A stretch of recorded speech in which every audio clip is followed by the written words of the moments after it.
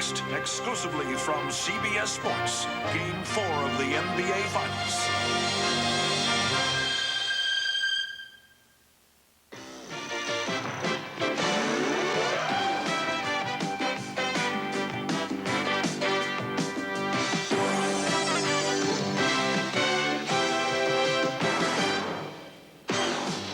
The first two games of the NBA Finals were a feeling-out process. In Game 1, the Lakers felt the wrath of an angry Detroit defense. Then in Game 2, the Pistons felt the poise of the Laker veterans. The end result was an even series, with each team leaving its mark.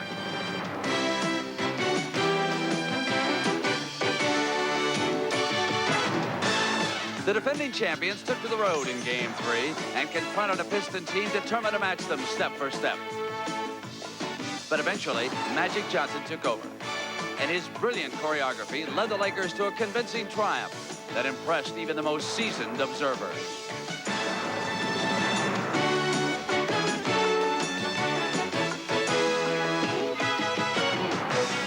The Lakers have recaptured the home court advantage, which means the heat is back on Detroit, who face a crucial showdown in Motown tonight in Game 4.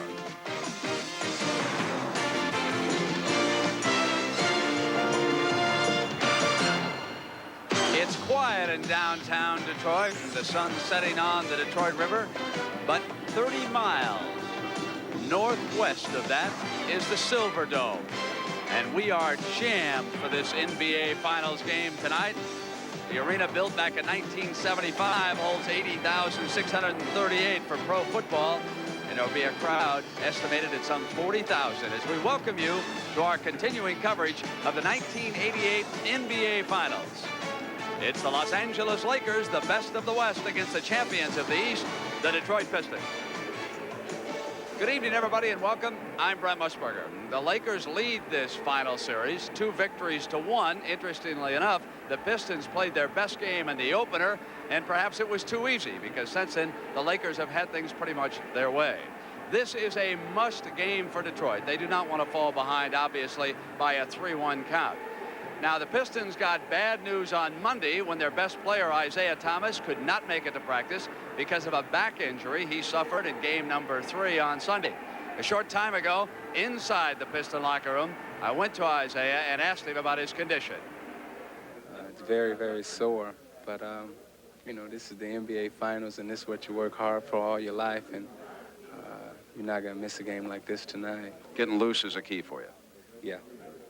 If I can get loose, I think I'll be able to move pretty good, but if not, I probably won't be able to contribute as much. You were trying to block the big fella's shot. You should know better. Yeah, I jumped as high as I could, and I only reached his elbow.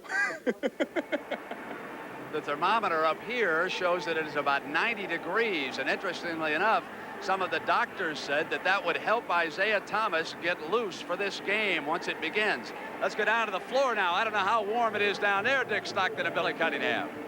Brent, it's only 50 degrees down here. Only kidding. It's about 90 degrees, and it's pretty hot down here, too. What does Pat Riley feel about this game? Not to be melodramatic, he thinks that this is the championship, that if the Lakers can win tonight, they're up 3-1, and they're going to capture the back-to-back title. There is a huge difference, obviously, in this series between 3-1 and 2-2, but keep in mind that the Lakers' history in the playoffs is that they played the best under adversity, and it'll be interesting to see whether they are in a comfort zone coming into this game. And thinking about the Detroit Pistons, Billy Cunningham, what kind of zone may they be in right now? Well, I think the zone yesterday, Chuck Daly was able to clear the air, get their heads back into basketball. But the big point is that what are they going to do at the offensive end of the court? They must become more aggressive and efficient at the offensive end. Now, at the other end of the court, that's where they had some serious problems. And I think they have to really get a few things straightened away for tonight's game. In Game 4, there are 2 areas defensively the Pistons must improve. They must find a way to stop the explosive fast break of the Lakers. What they will have to do is get their people back defensively, something they didn't do in Game 3, when the Lakers' fast break was devastating. When Magic Johnson has the ball, he first thinks pass, and when he's double-teamed, he finds the open man. Tonight, the Pistons cannot afford this double team. And Brent, the other thing the Pistons are going to have to learn to do is play behind in a series for the first time since these playoffs started. All right, Dick, thank you. And the reason why they're behind is one man. Magic Johnson has been the difference in this series so far. Magic's history in this state goes way back. In the late 70s, when he played here at Everett High School in Lansing, Magic led his team to a state championship. He then moved on to Michigan State. And a couple years later, he led the Spartans to an NCAA championship. After that, it was on to the NBA and a finals title. And so far in the first 3 games, he's been fabulous. Just listen to Piston coach Chuck Daly. We're researching Magic Johnson not as a player. I want to find out something we can hate him about. I wish he would slap one of our players so we could get mad at him. He's too nice a guy, too good a player. We need to develop some hate for the guy, and then maybe we'll respond. So the Pistons hope to be tough tonight, and they will have to be. Magic Johnson has played 9 games here in the Silverdome. A lot of players have had difficulty shooting here, but not Magic. In the 9 games, he has averaged better than 19 points an outing. So coming up, it is Game 4 of the NBA Finals. The Los Angeles Lakers with a 2-1 lead, again, try to make it 3-1 on Detroit.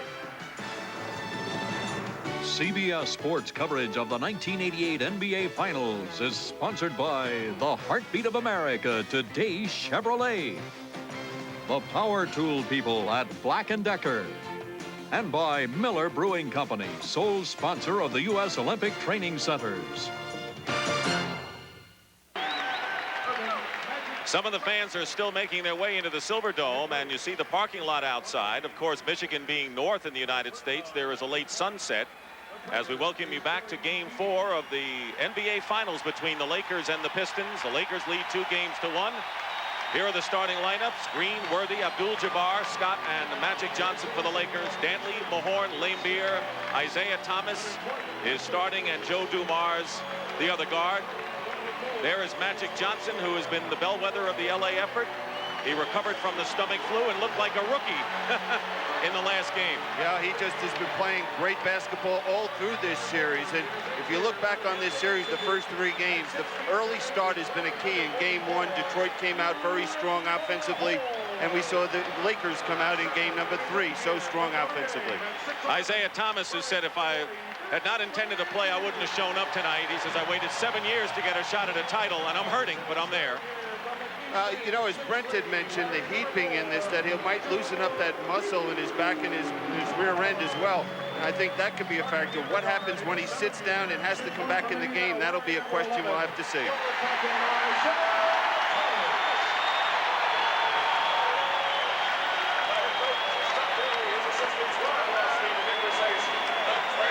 The officials working tonight's game, Jake O'Donnell and Jack Madden.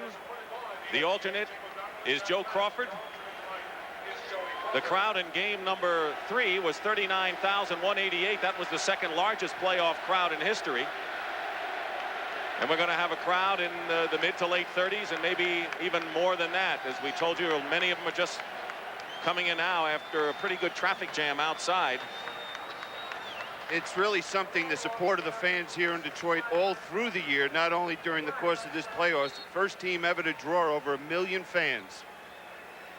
Speaking of million, he's done about 1 million of everything in his brilliant career. And recapping what we've seen so far, the margin of victory has been virtually the same in every game. And the Lakers, of course, winning that first game here at the Silverdome. They wanted to win at least one here, and they got their one, and now it's up to the Pistons to come back, and we're ready to go. Detroit in white and the Lakers in their royal purple. Jake O'Donnell will toss it up. Will Isaiah Thomas be aggressive going to the basket with a basketball after that injury? Will he settle for the jump shot? And as you pointed out, the Pistons can't just settle for the jump shot tonight. Controlled by the Pistons. Green closed out on Laimbeer early. Dantley. Now Dumars tipped away by Magic with 12 on the shot clock. It remains Detroit ball. Isaiah and Magic in their last greeting before the game. And that's what they've done before every game. Longtime friends. Dantley inside. with 5 on the shot clock. Scott the rebound.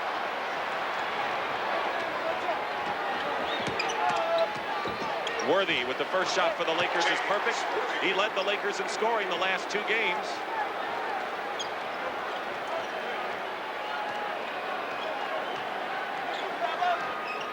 Off a screen. Joe Dumars has been ice cold in this series. The rebound by Green. And there's no question about that. They have to hit the perimeter shot. Worthy misses, and Dumars the rebound. He's got Dantley and Thomas on the wing.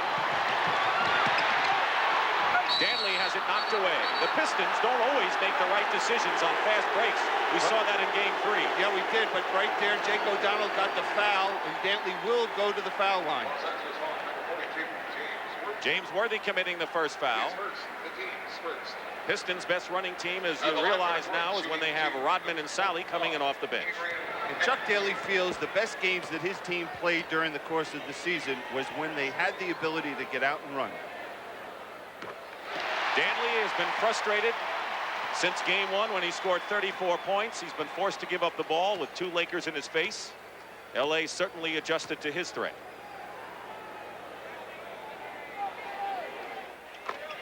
Tie.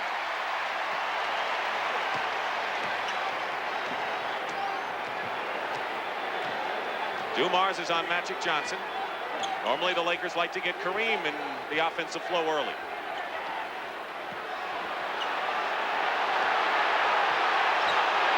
And he hits a very difficult sky hook. Yeah, they were pounding each other over there. Lambier, and there's a great pass by Isaiah. Blocked, however, and they're going to call goaltending.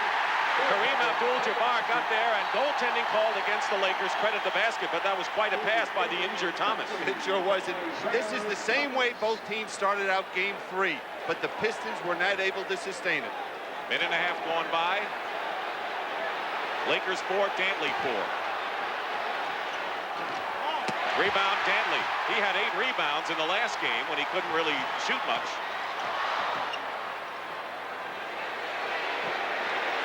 Dantley and Green.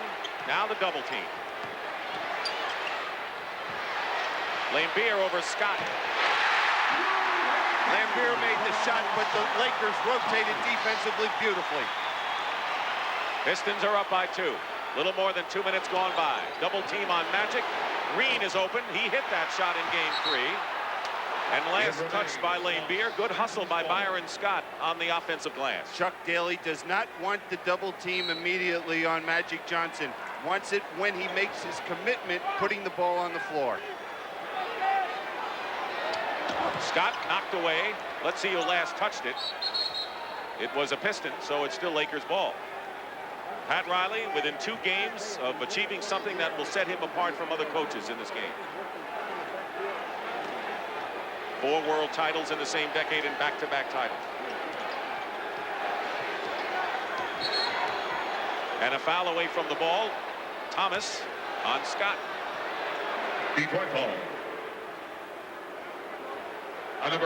Each team with 1 team foul. You know, so far watching Isaiah closely, he looks like he's pretty aggressive, looked like he's moving pretty well with that injury. Low post against Dumars, taking advantage of a 6-inch, 5-inch height advantage. Green powers and an offensive foul called against the Lakers. AC Green, a little bit too much arms and muscle in there. Well, that was good rotation defensively at the Pistons end of the court, waiting for Magic to put the ball on the floor before doubling.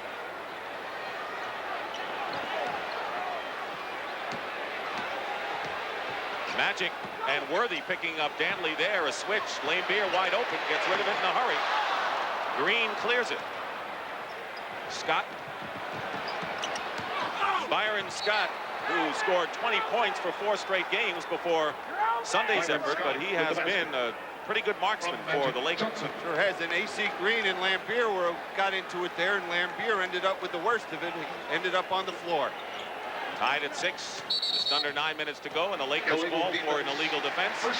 That's a warning. Next time will be a technical. Now watch Magic Johnson, and this is the problem you're confronted with him. He's 6'9" against 6'3". You double team. There was the double team, but Lambier rotated very quickly. Magic's passes. He's had his way with the Pistons that way. Dantley goes around Green, and the Lakers failed to pick him up. Strong move by Dantley, but Pat Riley wants him forced to the middle, not to the baseline. Dantley has 6 of the Pistons' 8. Kareem. Mahorn the rebound. Pistons by 2, 8:20 to go first period.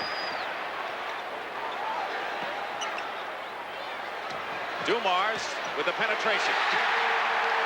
There's a guy who's been quiet on the court. We know how quiet he is off the court, but he has been in a part of a disappearing act offensively. Well, when the Pistons win, one of their guards or two have the big offensive games for them.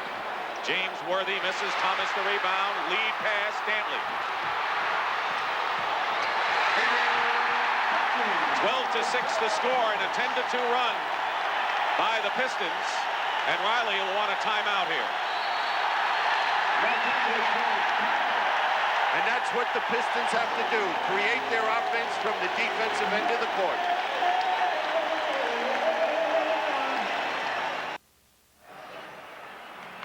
You know, Billy, the numbers don't lie, and they are so decisive when the Piston guards are able to get inside the paint as opposed to settling for the jump shot. They are so much more effective, and so far they're starting off in a different way than they have. Well, that's what the Lakers want them to do at the offensive end of the court, settle for the perimeter jump shot. And here's what we see when Joe Dumars gets that ball. He penetrates and is able to get the easy 2. You must put the pressure on the defense. You cannot allow the Lakers to just pack it in. Joe Dumars was an offensive whiz when he came out of McNeese State. He's become a defensive specialist, handling the likes of Michael Jordan and Dennis Johnson, and having to handle Magic Johnson. He's averaged just under 10 a game in this series thus far. And sometime in this game, we'll see him against James Worthy. Dantley is guarding Worthy now, and Green left open has hit. That's the key for the Lakers. They get mad at him if he doesn't take the open shot. In the past, they didn't care. Mahorn, great position from Thomas, and the Pistons are getting good inside position. Well, that's the physical play that they need, aggressive play from Mahorn, just battling Kareem and forcing him way into the basket. 14-8, nearly 7 minutes to go in the first period. Laimbeer, Kareem 1-on-1. They stay one-on-one defense, and Kareem hits the shot. The only players not to score thus far are Magic Johnson for the Lakers and Isaiah Thomas for the Pistons. Here's Dumars with a penetration and feed to Laimbeer. Basket good and a foul.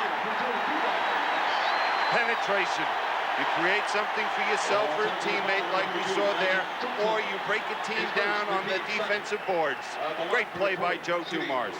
Magic commits the foul, and really the natural question here is that why didn't the Pistons go to this earlier in this series?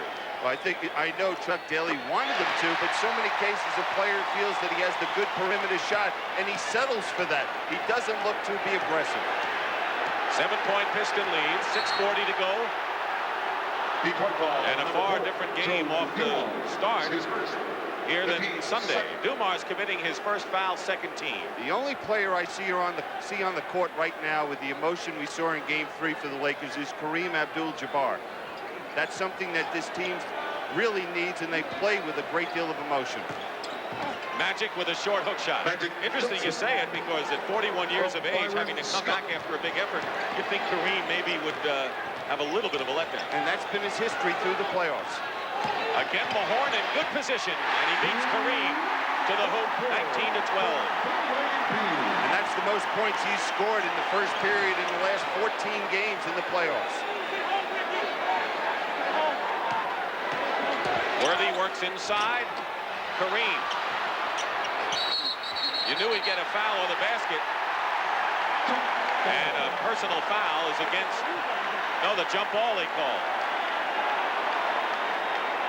Magic Johnson can't believe that it wasn't a foul, and I can't either. I can't. It looked like Mahorn just wrapped his arm around Kareem's shoulder and committed a foul. Just about halfway through this first period. And it's going to be Pistons ball, a loose ball foul against Mahorn as he pushed away on the jump. Number 44, Rick Mahorn. Now let's take a look and see if that was a jump ball, or did Kareem Abdul-Jabbar get fouled by Mahorn. Here we see him get that offensive rebound. Now he's going back up with it. Looked like it got him on the right shoulder. 7-point Detroit lead, 19-12. Dumars jumps out and Magic Johnson on the switch. Mahorn gets a piece of it. Out of bounds. It's still Laker ball. But still great defense by the Pistons. We haven't seen them stop Magic Johnson going down the middle at all in this series. Are they jump switching? Are they making a different maneuver inside? No, they're just a little more aggressive. We just saw Mahorn just step out and give some help to a teammate. AC Green missing outside. Dumars backed out Magic Johnson. Isaiah Thomas still hasn't scored. Scott is in his shirt. And a good block combination with Magic and Scott there. Dumars try to get it away, and they'll give it to the Pistons. Last touch by Scott. Well, it's been the Joe Dumars show so far for the Pistons, doing the job defensively on the boards, and we saw him making that steal so far in this ball game. And a little help from Adrian Dantley, who has hit 3 of 4 for 8 points early on. Thomas has had one big scoring game, the last one, when he had 28. Byron Scott's defensive effort should not be minimized against Thomas. Well, he's shooting 41% in this series against the defense by Byron Scott. 6 on the shot clock. Dantley in the lane. 10 points for Adrian Dantley. Biggest lead, 9 points right here for Detroit. Scott missing. Kareem, he's fouled. No mistaking that one. Surprising, Chuck Daly going into this game, he was going to rotate more players. He thought with this heat, fatigue would be the thing, and we see Dantley going off the wrong foot and just laying it right over the top of Jabbar. Laimbeer committing his first foul, so everyone but Dantley on the Pistons have picked up a personal foul. Kareem Abdul-Jabbar, who set the early tone defensively in the last game, had 3 of the 6 blocked shots by the Lakers. The lead is 7, and Kareem leads the Lakers scoring with 6. All 5 are in the book.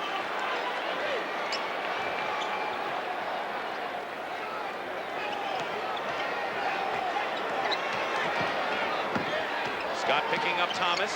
Laimbeer. Kareem clears. Green, forecourt. Pulls up over Dantley and hits an AC Green, who had 9 of 11 for a playoff career-high 21. Makes it a 21-16 game. AC Green started the season off so strong, went into a slump, was benched through most of the playoffs. Laimbeer missed, and he knew it, started heading down the other side. And now the 5-point lead, Lakers looking to slice it some more. Magic and Dumars both hit the floor, and the foul is called against Joe Dumars. That'll be the 15th foul against the Pistons. They're in the penalty, and they go to their bench. And more importantly, the second foul on Joe Dumars. Spider Sally, John Sally, and Vinnie Johnson have come in for Detroit. Michael Cooper and Michael Thompson are in for the Lakers, and that just about takes care of their bench. Yeah, and the bench so far for the Lakers has not been as productive as Pat Riley expected them to be, at least offensively. There's Michael Thompson. Showed more aggressiveness in the last game, but didn't have the numbers the Lakers want. I guess after 5 men in double figures in the game they played, they didn't really need much of a bench offensively in the last affair. Reminded me a great deal of the Celtics.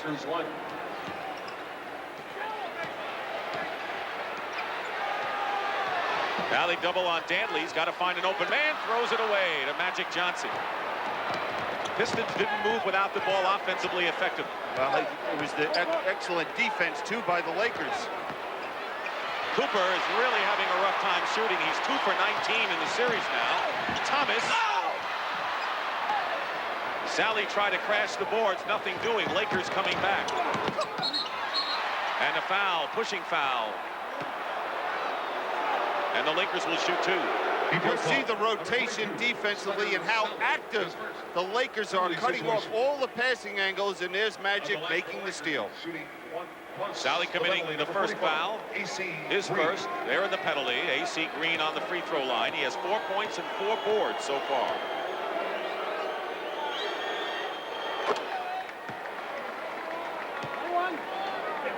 Well, he's turned it around since that embarrassment in game 1 when he didn't get much help and was beaten badly by Dantley. Well, he's turned it around, and he's just playing the best ball he's played all year for the Lakers. You know, as I was saying, you know, in the middle of the year, he went into a slump.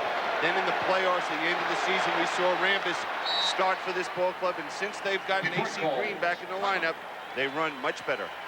The Lakers have run off 8 straight, and so Chuck Daly wants to bring things to a halt, and he does. 3:24 to go in the first period.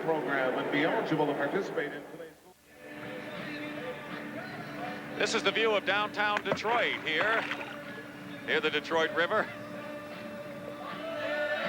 Pistons by 1. Now, what do the Piston players think of their situation into the series right now? I think a lot of things. Us relaxing because we're home, relaxing because we had the crowd. We have everything going in our favor, except the game wasn't played yet. You know, we already had the game won without playing it. And I think that was a letdown on our part, mentally. We'll probably be in the finals once in our life, maybe. But then again, you know, we're not promised next year. We got to take advantage of it while we can. You know, it's good to have the media attention and the people pulling for you, but you have to keep everything in perspective. You have to go out there and win basketball games. I think Game 4 is going to be the pivotal game for both. If they win, it's going to be a long road for us to ever come back. It's a must game for us. Both these games are must games for us, but this next one, if we lose this one, it's going to be very difficult. Ever the realist is Bill Laimbeer, and 3-1 down against the world champs, with 2 of the next 3 being at home for the Lakers. Wouldn't really set much of a chance for the Pistons, Bill. It sure wouldn't, and they have to come out and continue playing a strong game. Danley pulls up. Since Danley's basket a minute and 41 seconds ago, when the Pistons led by 9, the Lakers have been on an 8-0 run, and now they're in a position to take their first lead since very early in the game. Inside, Michael Thompson, and the Lakers are up 22-21. And you see right away after the timeout, Pat Riley wants to give Michael Thompson some confidence at the offensive end of the court. 2:40 remaining in the first period.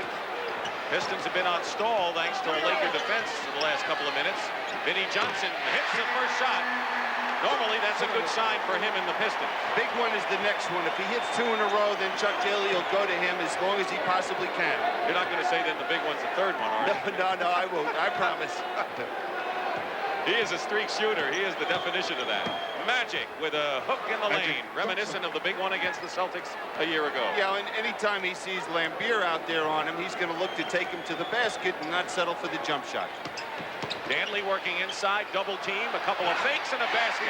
Only Danley could do that, I think. He makes so much space down there on the baseline when he's only 6'4", and I don't know how he gets that shot off. 12 points for AD. Illegal defense against the Pistons, and now we're all even on those. James Edwards, who has been stifled since his heroics in game number 1, has come in for Bill Laimbeer. Edwards has scored 8 points and 5 rebounds combined in the last 2 games, and the Pistons really haven't gotten much mileage out of him. And they need it today because Laimbeer really felt the heat in game 3 by halftime. Magic off with the hook. Rebound by Sally. Cooper guarding Thomas, who goes around him and is fouled. You could see where Cooper's ankle problems affected him defensively against Thomas on the drive there. Yeah, you could see that, and you also could see that Isaiah wasn't sure of himself. Should he really attack the basket, or, you know, it looked like he shied away a little bit. Foul is on Cooper. 14 fouls on the Lakers. Pistons have been in the penalty. And here's Isaiah Thomas. Already Thomas has 5 assists. Scott comes back in, and Magic Johnson gets his first breather of the game. Magic has scored 6, so is Kareem and AC Green. Now with Magic out of the game, I wouldn't be surprised if we didn't see some trapping right now from Detroit. Cooper brings it across. Vinnie Johnson guarding him. Edwards is on Michael Thompson. AC Green on the lob pass. Second effort. And a loose ball foul against the Pistons. Great second and third effort by AC Green inside. Well, the reason was the back screen. They set the back screen, forced the switch where Isaiah Thomas had a matchup against AC Green, and there's AC Green. What basketball he's playing for this ball club. James Edwards on the foul. AC Green getting more and more comfortable, and you can see how he has improved his productivity game by game. He's the top rebounder in the series, but he had his low of 8 in the last game. 1 of 2 for Green, and the Pistons are up 27-25. About a 1:10 remaining first period. Section 125. Danley now single covered. And the Lakers guiltiest for the second time of an illegal defense, and the Pistons will get the free throw on the technical. Well, what happened there is when Dantley was double teamed and swung it to Edwards, Michael Thompson got caught because he expected the ball to be swung. Okay, and we can see right there in the middle, Michael Thompson standing right in the lane alongside of AC Green. Danley on the line. When was the last time you saw Pat Riley perspire? That last shot, you know, Pat Riley is the coolest cucumber around, and there he was with beads of perspiration on his forehead. That probably is the greatest indicator of how hot it is. Well, yeah, but you see Pat after the games, he's dripping wet, especially during the playoffs. But he doesn't show it out here. No. 28-25, the Pistons lead under a minute to go in the first period. They led by 9 at one point. Vinnie Johnson is hit 2 in a row, and there's the 2 you were talking about, Billy. Well, let's see what happens now. He's hit both his shots. The lead is 5. Worthy comes back and hits. Worthy with his second hoop.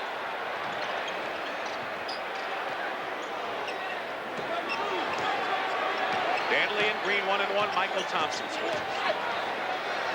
And they threw it away. Edwards got in the way of Danley, and the Lakers break with Green. And the Pistons caused that one. Yeah, Dantley should have swung the basketball. He got caught trying to be a little too cute offensively. Green with 9 points, 5 rebounds has been the spark for the Lakers in period 1. Playing for the last shot. Maybe a 2-second differential now between the shot clock and the game. Vinnie Johnson misses, gets the rebound. And a loose ball foul against the Lakers with 1 second to go. And that's a bonus for the Pistons, who will get a chance to shoot 2. Well, when Vinnie Johnson gets it going, he puts so much pressure on the other team that everyone starts overreacting to him because they know he can get on that roll. Foul is on Worthy. He has 2. James Edwards is 0 for 2 from the free throw line in his appearances thus far. Number 10, Dennis Rodman making his first appearance. He had a whopping 12 rebounds in game 3, most of anyone on the team, as Dantley goes out. AD scored 13. 1 second to go. And the Pistons lead by 3 after 1 period, 32-29. And we'll return to the Silverdome in Pontiac, Michigan after this word from your local station.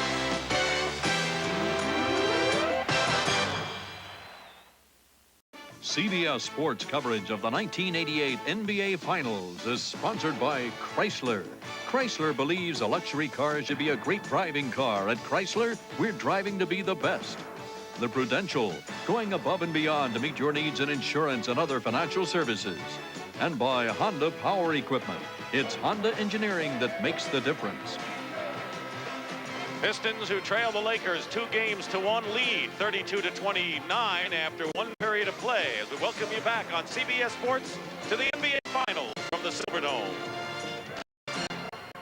Let's take a look at what we've seen thus far.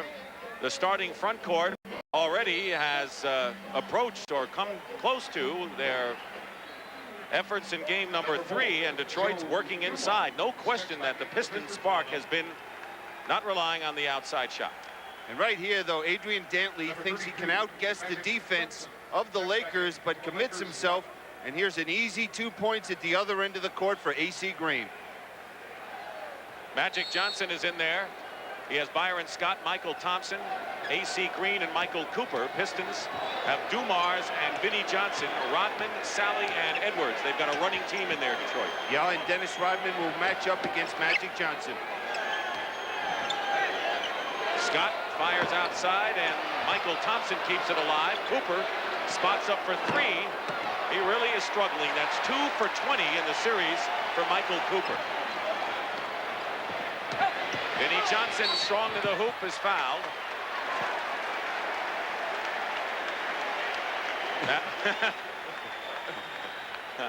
Joining Rick Mahorn, who has a back injury, is Isaiah Thomas. They can't sit down, so they have to lie down.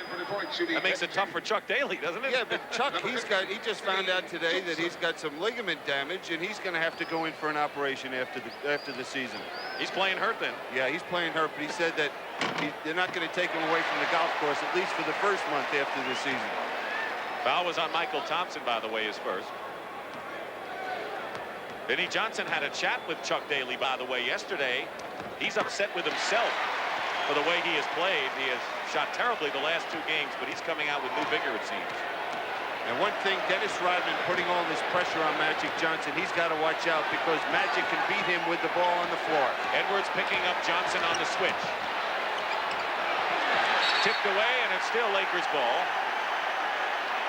Now, that is an adjustment coming into this ball game, that the Pistons are going to switch on the pick and roll and have the center play Magic Johnson. That's what he did there, and that's what he's doing here.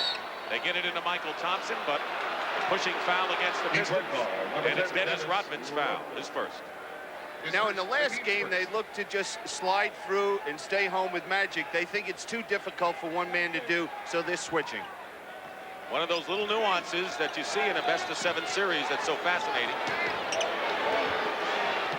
Byron Scott.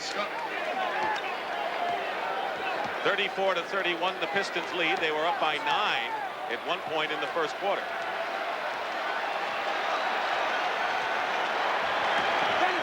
Off the screen again, Vinnie Johnson. Return Dumars.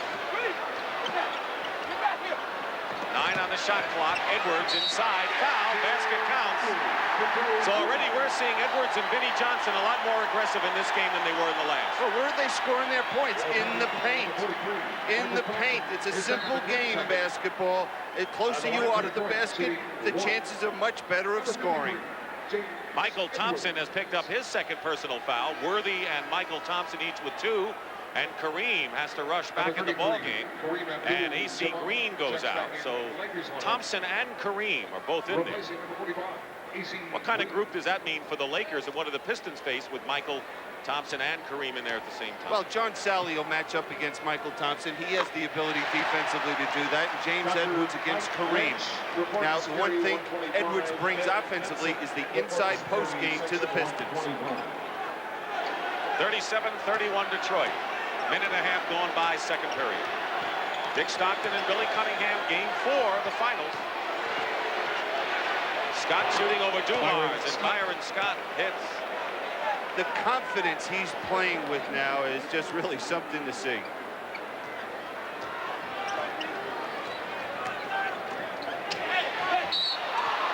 They fouled Vinnie Johnson, and Scott thought he had the ball, and Byron picks up his first. You know, Vinnie Johnson's going to the foul line, and the foul line has been the key stat for this whole series. If you look at the 3 games, the Lakers are outscoring the Pistons at the foul line by 11 points a game. And Vinnie Johnson is one of those Pistons who have struggled 3 for 9 from the free throw line. Hits the first. Look at the difference between the Lakers and the Pistons with free throw attempts. That's right, and they've made 35 more. And Dennis Rodman was in the line of foul line violation, so cancel the free throw and you'll see it. Well, this will drive Chuck Daly crazy, giving up a point that easily. 38-33, Vinnie Johnson on the steal. Magic chases him, forget it. And it's a 7-point lead for Chuck Daly and his crew. And Vinnie Johnson has been the spark. 3 for 4, 9 points for Johnson. Kareem, fresh as a daisy after a rest on the bench, now has 8 points.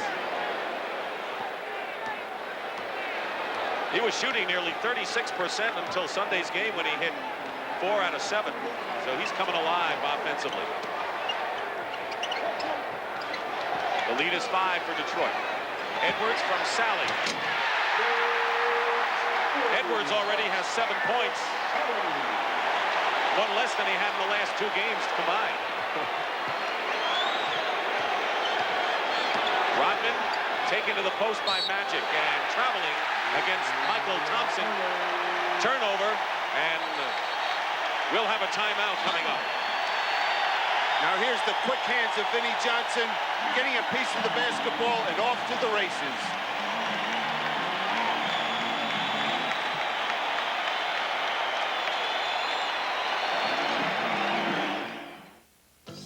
In North Carolina, Honda lawnmowers are assembled from the wheels up. Then the final critical step, the Clara Johnson test. If Clara pulls and it starts, it's a Honda. Ship it. We go above and beyond just like you, above and beyond what we have to do. I'm a Prudential representative, and I help people review their life insurance needs because I know how much the right life insurance means to me and my family. You take pride in your life, so do we.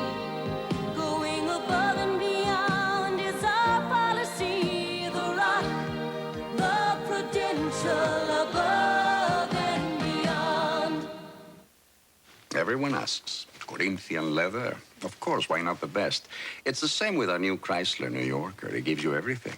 Powerful V6, anti-lock brakes, front-wheel drive, rich leather, 770 protection plan. And Chrysler's exclusive Crystal Key program, complete car coverage with owner care that's even better than Rolls-Royce or Mercedes. Chrysler New Yorker gives you the one thing you always wanted in a luxury car. Everything. It's harvest time in Matilda Bay. Time to gather the smooth refresher. Matilda Bay Original Fruit Cooler, a new special dry. Now you can pick and choose. Step beyond the wire mesh and concrete walls when the world's fastest head to Detroit. Tracking the Free, Saturday night at 7 on Channel 2. 9:03 to go in the second by my clock. It's time to send it over to our buddy Pat O'Brien. Pat, what do you have? All right, Dick, buddy, thank you very much. We're in the 26th row up here, the fans that you really don't see a lot. This is Paul. Paul, you're happy to be in the finals, right? Yes, I am. What do you think of these seats up here? They're the best. They're the best. Notice you have binoculars. Do you use those a lot? All the time. We're going to show you why Paul uses those binoculars. 26th row in section 320, folks. These are the fans I like. Paul, who'd you know for this ticket? Who didn't you know for this ticket? Paul's watching the game. Let's go back down to Dick. I hope there's an elevator for Pat O'Brien to get downstairs. You think they're going to make us broadcast the next game from up there? They might. Don't mention it. Rick Mahorn is back in the ball game for the Pistons. So is Isaiah Thomas. Goes around Magic. Picked up by Cooper. Great trapping by the Lakers. Leaves Rodman free. Finger roll. Rodman. Isaiah is limping right now. Michael Thompson from Magic Johnson. And Rodman was there. No basket, a foul, though. Rodman's foul, and you saw Thomas having problems coming up court. On the line for the Lakers. Yeah, that's the problem when you have a muscle injury, or as Isaiah has had. When you sit down, the tendency is for it to just tighten up. Michael Thompson missing the free throw. He's 4 for 9 of the series. Pat Riley wants Worthy back in. He hit 2 of 5 in the first period, and right now the Pistons have matched their biggest lead of this game. 8:43 to go in the first half. And Michael Thompson misses by a mile on both. Or at least on the second. They're going to look for Vinnie Johnson. Worthy is guarding him. Magic picks him up. And a Laker foul. It will be their third team foul. They're all even in that department. Los Angeles foul, number 42, James Worthy's picked up his third, Billy. Now, here's Vinnie Johnson. He's coming off not only one, there's a second pick, and we see the Magic switching out defensively, trying to deny the ball to Johnson. But Worthy has 3 personal fouls here. And that's a serious problem for the Lakers. Vinnie Johnson off the screen. He's got 11 points on 4 for 5 shooting. 11-point lead, 46-35. Detroit doing a number on the Lakers bench offensively. They've done that every game. Michael Thompson, quick release and a basket inside. Broke a 7-0 Detroit run. Key was the execution by the Lakers. Thompson with his first hoop after missing a couple. Actually, he got a basket in the first, but in the second period, 1 for 3. Vinnie Johnson. Edwards follow. Detroit's bench making its presence felt. The Pistons are on fire. 11 for Vinnie Johnson, 9 for Edwards already. That's more than any of the Lakers starters have scored. Thompson pushed underneath.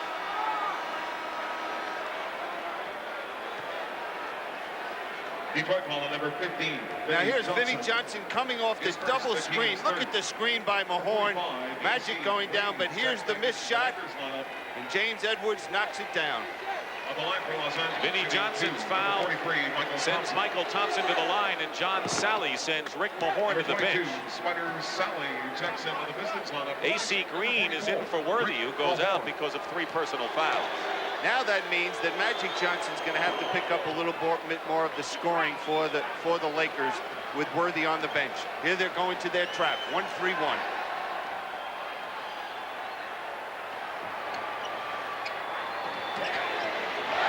Sally, 9 on the shot clock. The Pistons have time. Edwards wants the ball against Magic, and Thomas for a 3. Rodman with the offensive rebound. Well, it's just all Pistons on the offensive glass when they miss. The Lakers are not the aggressive team on the boards they were in the last ball game. Vinnie Johnson. They also had the edge off the offensive boards in game 3. They just didn't convert in that one. 48-39. And Magic Johnson hits from outside. He has 8 points. Green leads the Lakers with 9. Now, one of the reasons we see the Lakers going to the trap now is Bill Laimbeer is on the bench. They fear his perimeter shooting and passing. Thomas. And a foul traveling called by Jack Madden. So Chuck Daly may have to bring Laimbeer back in. The trap worked previously. It's working right now for LA. Something in the way she moves attracts me like no other lover. Something in the way she moves me, I don't want to leave her. Its power will move you. Its beauty will stop you. The LeBarons, coupe and convertible. Only from Chrysler. LeBarons are beauty with a passion for driving. Now get $1,000 cash back on LeBaron Coupe, one of America's winners. That fire almost wiped out our company. But thanks to the Hartford, we met payroll. We got back on our feet. So don't tell me all insurance companies are the same. They're not. When you need us most, we're at our best. The Hartford. First, Gillette made shaving closer. Then we made it smoother. With Atra Plus, its Luber Smooth Strip glides the razor over your face for Gillette's smoothest shave. The Atra Plus system. First we made it closer, then we made it smoother. Listen to the great taste. Cut loose. Listen to the cool Chris. A rhythm that you can't miss. Salads all fresh all day. Come on and listen to the great taste. Good time, great taste. Cause fresh all day in my place. Listen to the great taste. Cut loose.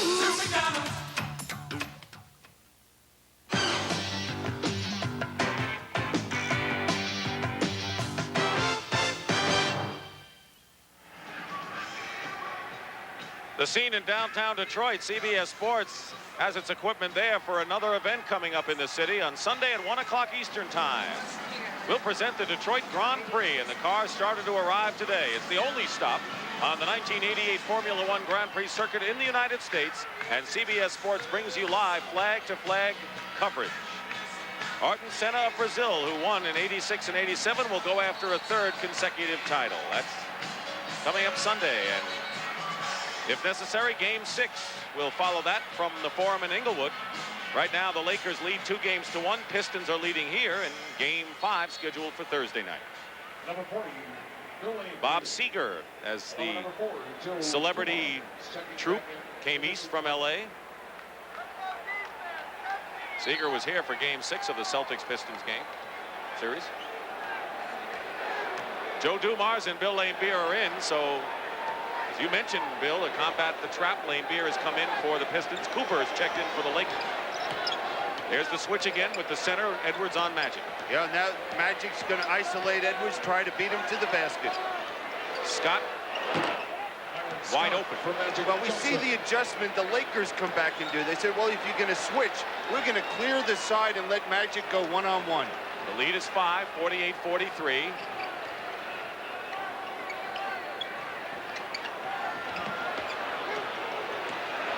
Quick passing, Edwards. Laimbeer, rebound. Missed the shot, but he was in position. Just can't afford to miss shots like that. Lakers trying to cut it to 5 or better with 5:19 remaining in the first half. Detroit had it up to 11 before the Lakers came back. Pick and roll doesn't go, and Magic fires away. Loose ball, no one went after it. Finally, Isaiah pushes it. Rodman fouled by Scott. And that will put the Lakers in the penalty. Rodman would shoot anyway, and he'll go to the free throw line for the first time in the series right here. And not a good foul shooter. That was a good foul by Byron Scott. Rodman is shooting 33% from the line in the playoffs, 11 for 33. As I said, not very good. You were right about that. And he hits the first one. First one's the toughest. Look at those numbers. Those are the toughest free throws. Well, listen to the crowd. They're ecstatic over that. Well, 1 out of 2. That's 50% better than he's been. Well, if he made both, he would have brought the house down. 49-43, Detroit. Just under 5 minutes to go in the half. Rodman is on Magic. They're going to call loose ball foul on Magic Johnson. Rodman had taken it away. And it's the penalty. The last foul was, and they'll shoot it this time. Now we're seeing the aggressive play by Dennis Rodman. Magic got a little careless. Rodman steps in. Magic commits the foul. 2 on Magic. So Rodman getting a lot of practice at the free throw line.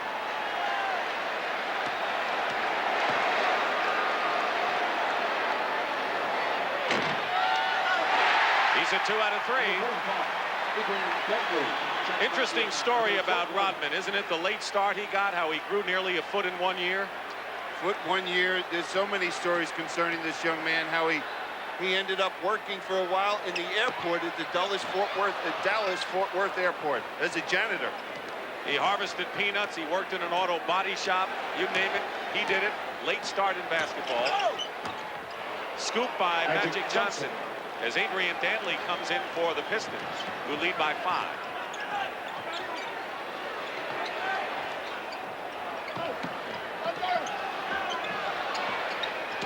On the clock, Dantley. And it's last touch by Dantley. There was a case Detroit did everything right offensively, but put the ball in the basket. They moved it. They penetrated to the basket. Dantley just missed the layup. Saw Chuck Daly. He's quiet and reserved in this one. You remember he was tossed out in Game 3 on the result of his second technical foul. Frustrated with just about everything that he saw out here. Against Rodman, Magic.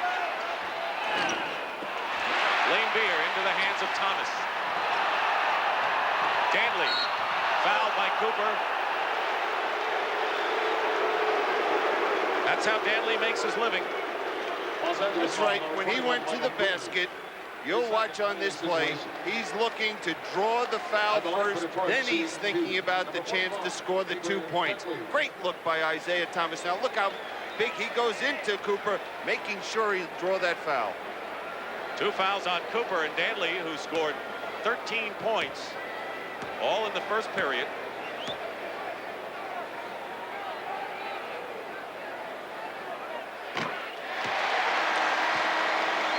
Kareem Abdul-Jabbar, Number who has 33, 8 points Kareem Abdul-Jabbar in this one, checks back in. replaces Michael Thompson. Number 43, Michael Thompson.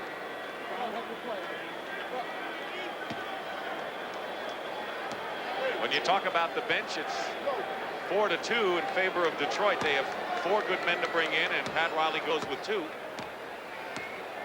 see that. Yep, look at him sweating. He'll probably have to change his shirt at halftime. But when you look at the Lakers, you look at 2 players, but 2 players that can play a total of 5 positions. That means a lot. 85 degrees. You saw the temperature. Riley wants a timeout. Los Angeles calls timeout. It's hot and stuffy, but this is a critical game for the Pistons, who don't want to go down 3-1. You're watching WJBK-TV, Channel 2, Detroit. In Matilda Bay, only one thing livens up a dull night at the movies. Coming soon, Skippy 4. This time he's hopping mad. Sheep Wars. And now Matilda Bay Cooler is in the lobby. It's a different kind of cooler. Sensationally smooth, exotically refreshing, wildly unique. Try original fruit and new special dry. Now made in the States. Tonight's feature, Pause. Take your taste away from the everyday. Time for the All-State Good Hands Award. Based on his total steals and assist to turnover ratio in the playoffs against both Portland and Los Angeles, John Stockton had the best hands in the Western Conference playoffs. And this deft display of thievery against James Worthy is one reason we can say, good hands, John. That's the All-State Good Hands Award. And remember, you're in good hands with All-State, a member of the Sears Financial Network.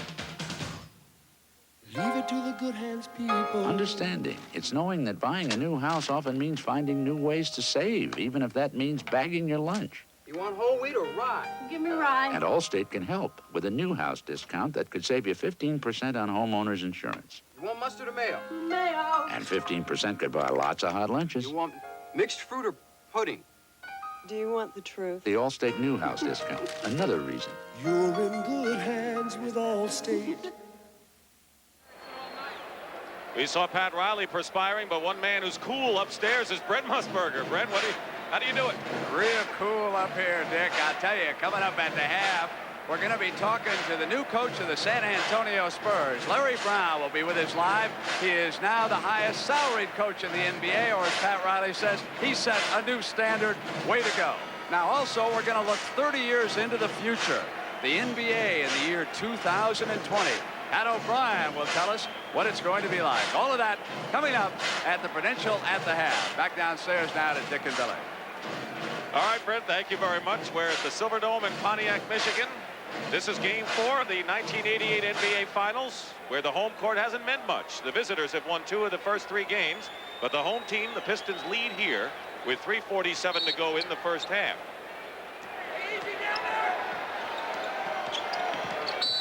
And Byron Scott elbows Thomas down, and let's see whether he is hurt. He's got that back to begin with, and it needs help. Oh, he's hurting. That's the last thing he needed. Scott picks up his 3rd personal, and he's in pain. Isaiah. Yeah, he sure is, and he wants to play so badly. Look at the defense he plays, fighting over 3 screens. Byron Scott pushes off. He loses his balance. Oh, it's so... Oh, I know his rear end is so sore. That had to hurt. Thomas goes out. Vinnie Johnson has come in, and Tony Campbell, who was a former #1 draft pick by the Pistons, is in there for the Lakers now. He gave him some good offensive boost down the stretch this year. 8 on the shot clock. 7-point game, and Dantley rebound by Magic.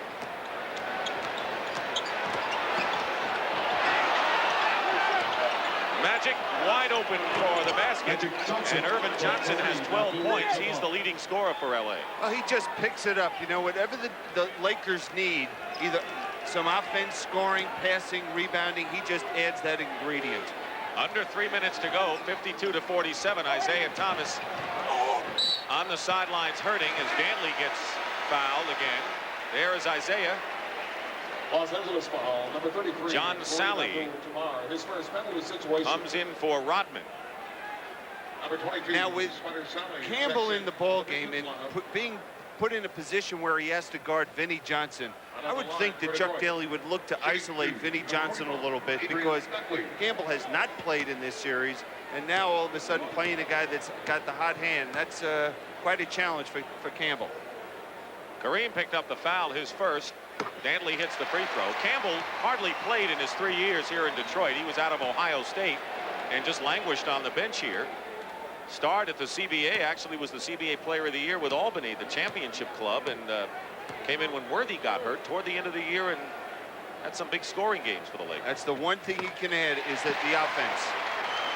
Both free throws made by Adrian Dantley, who leads the Pistons with 17. 7-point lead, Detroit.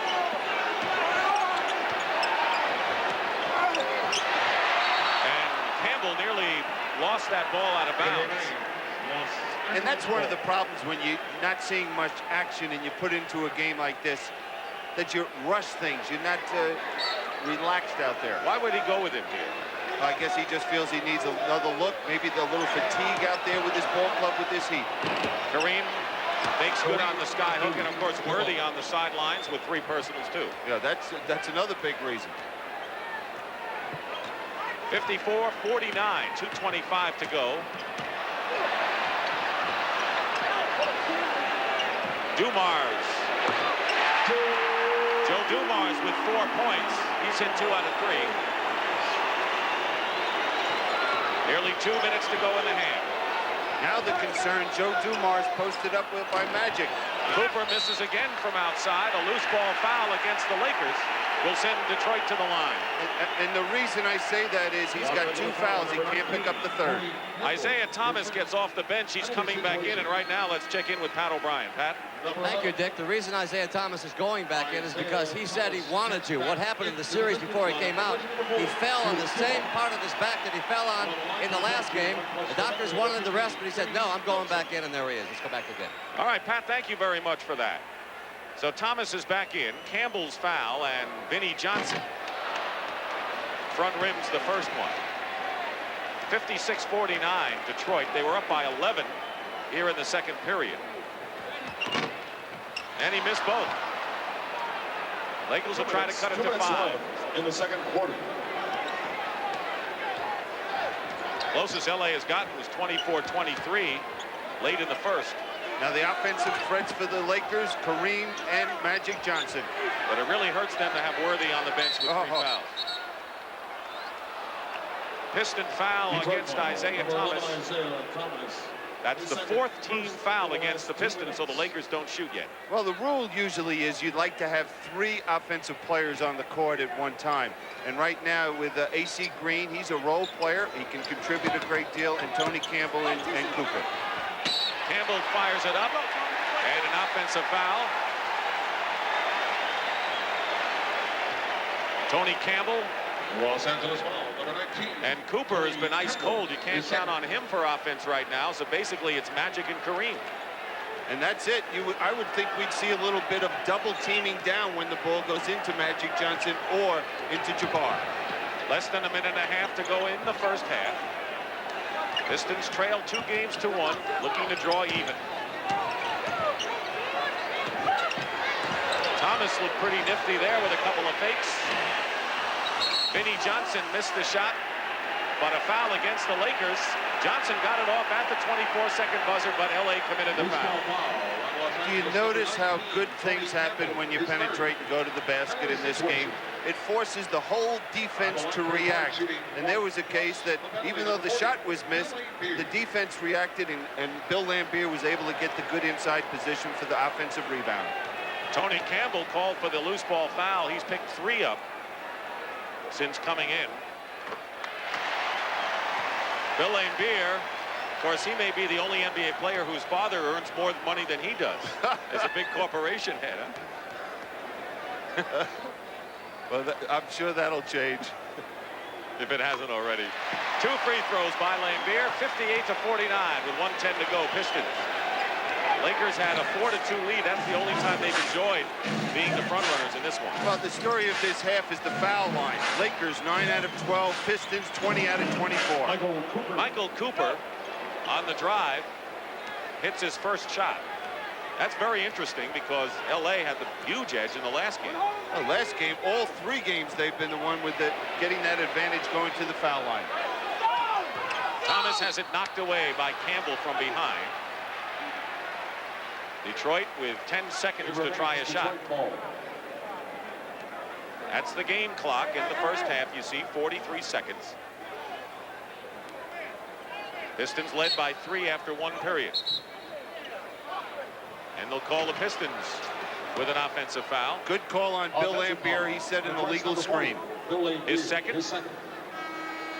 Game 5 comes your way back here at the Silverdome Thursday night, 9 o'clock Eastern time in the 2-3-2 alignment. If there's a game 6, we'll go to Los Angeles for Sunday.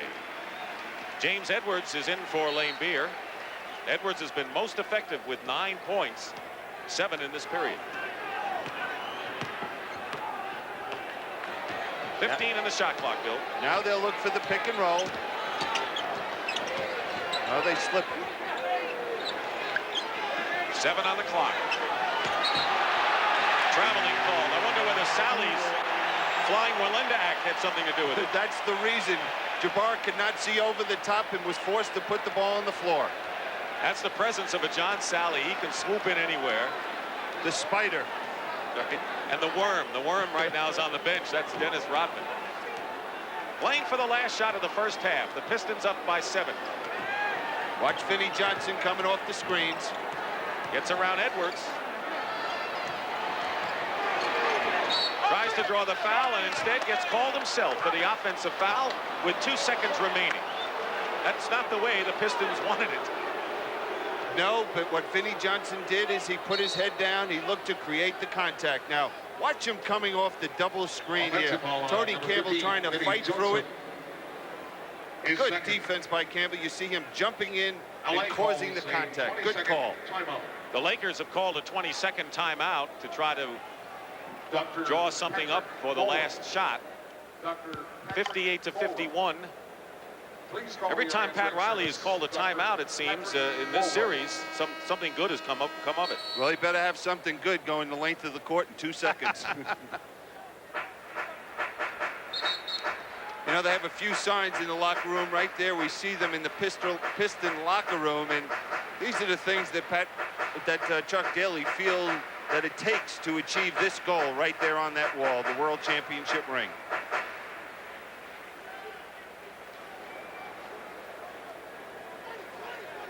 He's enjoyed himself, I think, in this series. He's been kind of loose. Oh, yeah, he's taken it all in, and I think he's made sure that the players' heads, for the most part, have been into the game, and they haven't been distracted by all the media and all the coverage that surrounds a World Championship. Detroit now called a 22nd timeout after everyone came back on the floor, so Chuck must have seen something. Yeah, Chuck was able to see what kind of set that Pat Riley was going to throw out there offensively, and he'll make an adjustment defensively to make sure they don't give up any easy baskets at the other end. Now, I'm sure Pat Riley may be changing his call. Oh, yeah. Oh, yeah. Number 35, Ralph Lewis. Ralph Lewis is in the game for the Pistons out of LaSalle. Campbell will inbound, and Lewis apparently, no, it's a length of the court. Why is Lewis in there? Not to pick up a foul, because Vinnie Johnson has a few, as well as Dumars. You don't want to pick up a cheap foul here. Green lost it, and that'll do any chance the Lakers have down the drain. Well, Larry Brown will be coming up live with Brent. That's the end of the first half. It's the Pistons 58, the Lakers 51, and Brent will be back with the Prudential at the half after this message. CBS Sports presents The Prudential at the half, sponsored by The Prudential, going above and beyond to meet your needs in insurance and other financial services. And the Detroit Pistons respond with some zeal tonight, and they lead the Lakers by 7 at the half. The game within the game. Dennis Rodman will draw Magic Johnson now as this series continues. He forced the steal, drew the foul, and a short time after that, the star of the Lakers came back down and burned Rodman with his driving layup for 2 of his 14. Expect that duel to continue throughout much of the second half. Welcome back, everybody. I'm Brent Musburger. Well, a short time ago, we saw you, Larry Brown. He is now with us live at our affiliate in San Antonio. Coach, I guess that You have been rumored for every job that has opened up in the last 2 years. Why did you choose San Antonio? Why the Spurs? Well, I think it was a great opportunity because of a young player like David Robinson, an aggressive owner like Red McComb, and a great city to play in. I think when I was in the ABA, it was fun to come to San Antonio. Well, Larry, certainly congratulations are due you. $3.5 million for 5 years. Are you concerned about Larry Brown's credibility at this point? The fact that you have moved so frequently, you turned down the UCLA job to stay at Kansas, and now you go to the Spurs. Your feelings about that? Well, the timing was so bad with the UCLA job, Brent. I really wanted to go there, but we had just won a national championship, and just wasn't the right time. I spent 5 years at Kansas, probably the most enjoyable 5 years I've ever had. I feel bad about leaving, but I feel good about the program there. And 5 years in our profession at one place is pretty long. Larry, how about the cupboard at Kansas? Is it bare? What's the recruiting been like? I think it's pretty good. It's hard to replace a Danny Manning and a Chris Piper. But we have some good young players. We had a pretty good recruiting year. And winning a national championship with a great player like Danny is fine, but we had some other good kids that contributed as well. Larry, I know that the one thing you have wanted to coach if you ever came back to the NBA was a young center. And David Robinson is coming to the Spurs after sitting out 1 year to fulfill his naval obligation. Tell me about Robinson. How long does it take a center like that to rise to the top in the NBA? I don't know, Brent, but he has the ability. He's a great athlete for somebody his size, and he's got great character. And if we can surround him with good players, guys that play hard and play unselfishly, I think his adjustment will be a lot quicker. You've been a winner wherever you've gone. How many years before you challenge with the Spurs for the championship in the Western Conference? Well, after watching these playoffs, we got a long way to go. There's some great teams out there. What do you feel about the first half, Larry? About the first half here in this game, what's your feelings? Well, the difference I see in this game, the Pistons had some aggressive offense off the bench. Edwards and Johnson have really made a difference. The defense is great also. I think it's created some easy shots for them. All right, Larry, thank you very much. And again, congratulations. When we come back now, we'll look into the future, a future that might include the likes of a Larry Brown. We'll take you to the year 2020 after this message and a word from your local station.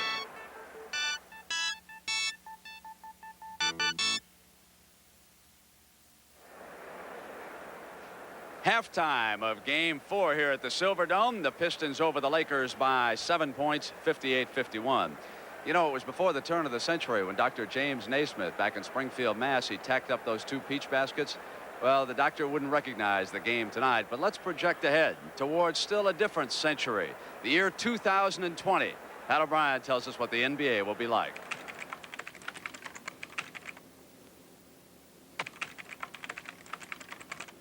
And welcome to the CBS Sports Computer Center. You know, with all the talk lately about astrology and looking into the future, we kind of wondered what the future holds for the game of basketball. And so through modern technology, we programmed data first from the year 1956, the year many people believe was the birth of modern-day basketball. Then in went 1988. And then we asked the computer to project what the game of basketball will look like in the year 2020. Welcome to the NBA 2020. 32 years down the road, and not surprisingly, the players will be bigger and stronger. The average height, 6'10". Guards will come in at 6'6". Forwards, just under 7 feet. And the men in the middle will all look like Mark Eaton at 7'3". Bigger, yes, but better? It is projected that the scoring average will rise to 234 points per game. The field goal percentage will rise to 57%, but at the line they will still be under 80%. Presumably there will be limits, and if human beings still have the limitations of trying to plop the ball in the basket from a distance, there's going to be a limit well before 100% in how far things can keep improving. The new modern city game will definitely have a new look in the year 2020. For one, the court will change. The lanes will get wider. After all, the players are. And to add some additional excitement, the three-point line now becomes a four-point line. 2, 1, aim for 4. It's good! And, oh yes, as you guessed, the hoop will go from 10 to 11 feet, and there will be a new stat, frequent flyer miles. People are going to just be able to fly. Everybody would play above the rim. That's what I envision. And what will get them off the ground? Fuel-injected sneakers of molded thermoplastic, and the uniform, temperature regulators, hang time extender bellows, and fatigue warning devices. It's going to be real space technology stuff. The wide base, the stabilizer jets, you know, shock absorption, foam flow. There'll be a new definition for hang time. And a new definition for spending money. For openers, your program will cost $30. It'll feature audio and video. The average ticket price, $90, except in LA, where the floor seats will be over $1,000. And you one-year-olds, listen up. You could make some big bucks playing basketball, big bucks. I guess it could be $25 million for a marginal player. And I can see a $100 million player. I don't know if the year 2020 is the year or the year 2030, but I don't think at that rate, no matter what the situation is, that you'll see very many long-term contracts at that price. The National Basketball Association, NBA, will change to the International Basketball Association. And about this time of year in 2020, you'll see a very physical Eastern Conference. Right now, the NBA champion is the world champion. Perhaps they'll lay claim to that title in the year 2020. The NBA champion will have to play the other best teams in the world. And where will we be in the year 2020? Right where we always are. And welcome back to At the Half, recapping our top stories. Larry Brown says there's no truth to the rumors that he is leaving Madrid to be the coach of the New York Knickerbockers. And all eyes on Tel Aviv tonight as Kareem Abdul-Jabbar is set to score his 100,000th point. The 73-year-old center told me that this season will definitely be his last. That's it for us from the new Starship Enterprise. I'm Pat O'Brien. Thanks for joining us on the Prudential At the Half. Enjoy the second half here on CBS. Back to you, Grant. Pat, you look fabulous. I think we can beam you over to France. That's a perfect outfit for covering the luge at Albertville in 4 years. Coming up now, the second half, Game 4 of the NBA Finals between the Pistons and the Lakers. Dick Stockton and Billy Cunningham to return in a moment.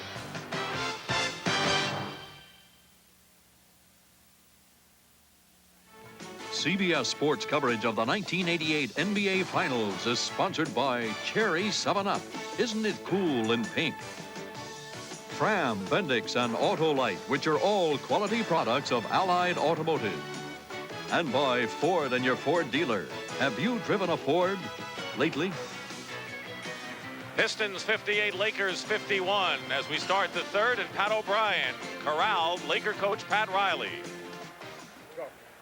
Pat, Detroit's been to the line 24 times. What are you going to do to stop the penetration? Well, we just have to get quicker back, you know, to the guy who's catching the ball and spouting up and shooting the basketball is driving right by our defense as we're stunning back, and I think it's important for us to get in a defensive stance, you know. So they're taking the ball to the basket. We got to pinch off the middle a little quicker. Something we rarely see here. You're sweating tonight. It's hot. It's usually it's a hot cool. Game. Yeah, it's a hot game in here tonight, and I hope the second half's a little hotter for us. Right. Thank you for stopping by. All right, Billy, the Pistons scored only one basket in the last 7.5 minutes and still maintained their lead, which is terrific.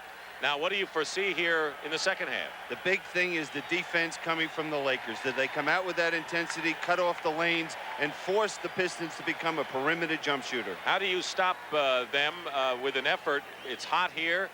They played a half. They're trailing, and it looks like the Pistons have a lot of zeal right now. Well, it doesn't matter. They have to do the job. If they don't do that, they're in for a long second half against this Piston ball club. This was the game that Pat Riley said is really our championship if we can make it 3-1. We're in Golden City. Byron Scott starts off by hitting the basket. Scott has 10 points now and is at 5 of 7. Both teams are over 50% in the shooting department. Pistons have a huge edge off the bench. Dantley goes in short and coming down into the hands of Scott. 3-on-2 break LA. And Lambier blocks it out of bounds. Still Lakers ball. There's the shooting. Kareem and Magic were both hot. The bench story, Detroit, Vinnie Johnson and James Edwards had 20 of that total. The big story is Detroit going in the line twice as much as the Lakers.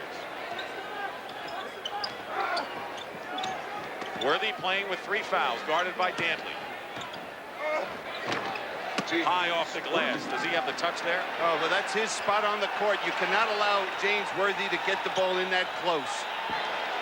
Lakers have the first 2 baskets starting off this third period. They exploded in the third period in game 3. Thomas, though, hits from the baseline. And that's his first field goal in the game. That's right. All of his points had come from the free throw line. He had missed 3 shots previous.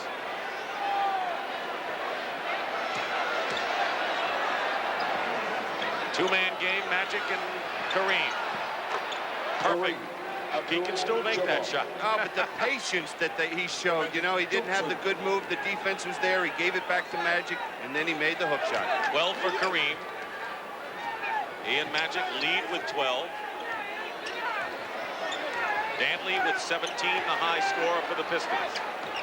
Joe Dumars hits. Dumars was the only Piston to get that basket we talked about with 7.5 minutes remaining in the half. Scott forced that one. Dumars right back. Couldn't do 2 in a row, and now the Lakers with a chance to cut it to 3. And the Pistons have to be careful about settling for that long jump shot.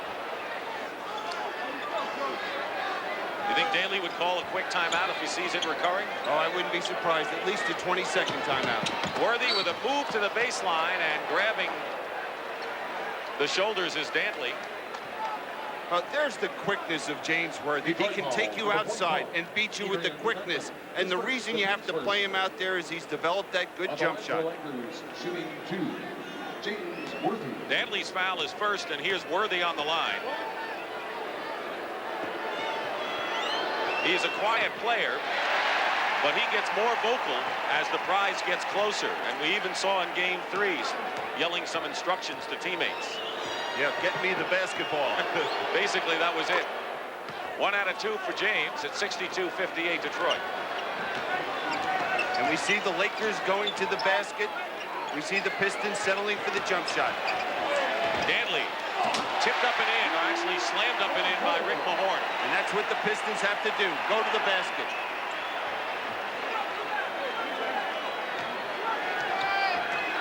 Dumars on Magic. Green setting a screen. Worthy posting up Dantley, and AD picks up the second quick foul. Adrian Bentley, his second, the team's second. Pistons have allowed less than 100 points in 13 of the 19 playoff games they've played in. James Worthy.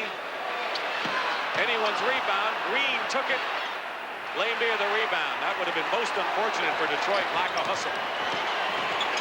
Dantley. No foul, but it was last touched by the Lakers. Well, that was looked like a little contact in there. I guess the official felt that Adrian Dantley was the one that forced that contact. See him going to the basket. A lot of contact. AD has missed his 3 attempts so far in this period. A little more than 3 minutes elapsed. Dumars misses. Lambier tries to keep it alive. And they'll call a foul on the Lakers. Loose ball. Los Angeles ball. Well, there was a situation where Byron Scott ended up on Bill Lambier trying to keep him off the boards, and he committed the foul. 3 on Magic. I noticed that the Pistons have really spaced their offense a lot better in this game. And have had the good jump shot, but they better make them. Like that? Like that. 8-point lead and then a turnover. The Pistons take over, and the Lakers, after a quick early start here in the third period, have come apart just a bit. Just careless basketball there by Jabbar trying to make that pass to Magic Johnson. Lakers already have 10 turnovers in this game. That's just about what their average is in each full game. There's one thing committing turnovers, going to the basket, or running the fast break, but on a play like that where it's not leading to anything point-wise, just can't afford to do that. Looking to establish a 10-point lead, a new clock on the foot block by Worthy. Kick ball. 66-58 Detroit. Pat Riley pondering some things here in game 4. Was hoping his Lakers and could smooth out to a 3-1 lead, and they'll have to grind it out to do it this one. Lambeer over Worthy. Green. He's got 8 rebounds now. But the thing is, even though they get the rebound, we're not seeing the Lakers get out and run their fast break. They isolate Magic against Dumars, and it does the job, as Irvin Johnson now with 14. Well, when you play Magic, you know, what are your choices? Play him straight up, double team him. If you double team him, he gets the man for the easy layup. Scott trying to stay close and double Dantley. 8 on the shot clock.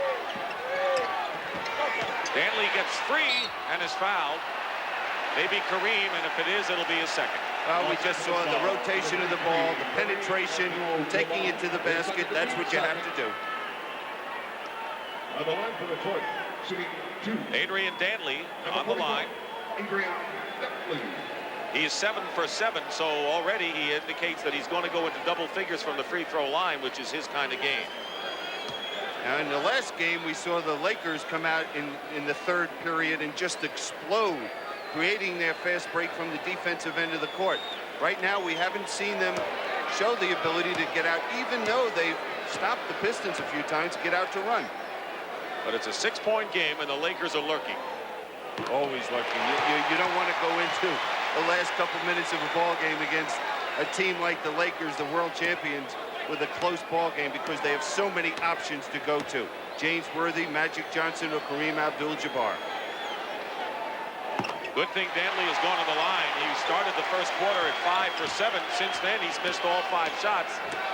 So he's getting his points from the stripe, and it's an 8-point Detroit lead. 7:25 to go in the third.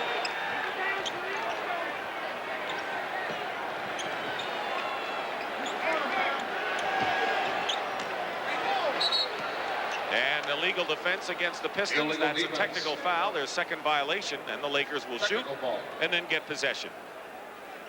Byron Scott shoots the technical. I think a player we have to look at is Bill Lambier in this third period, because Chuck Daly felt after the first half in game 3, when this building was so hot, that fatigue became a problem for Lambier. He is soaking wet. I am too.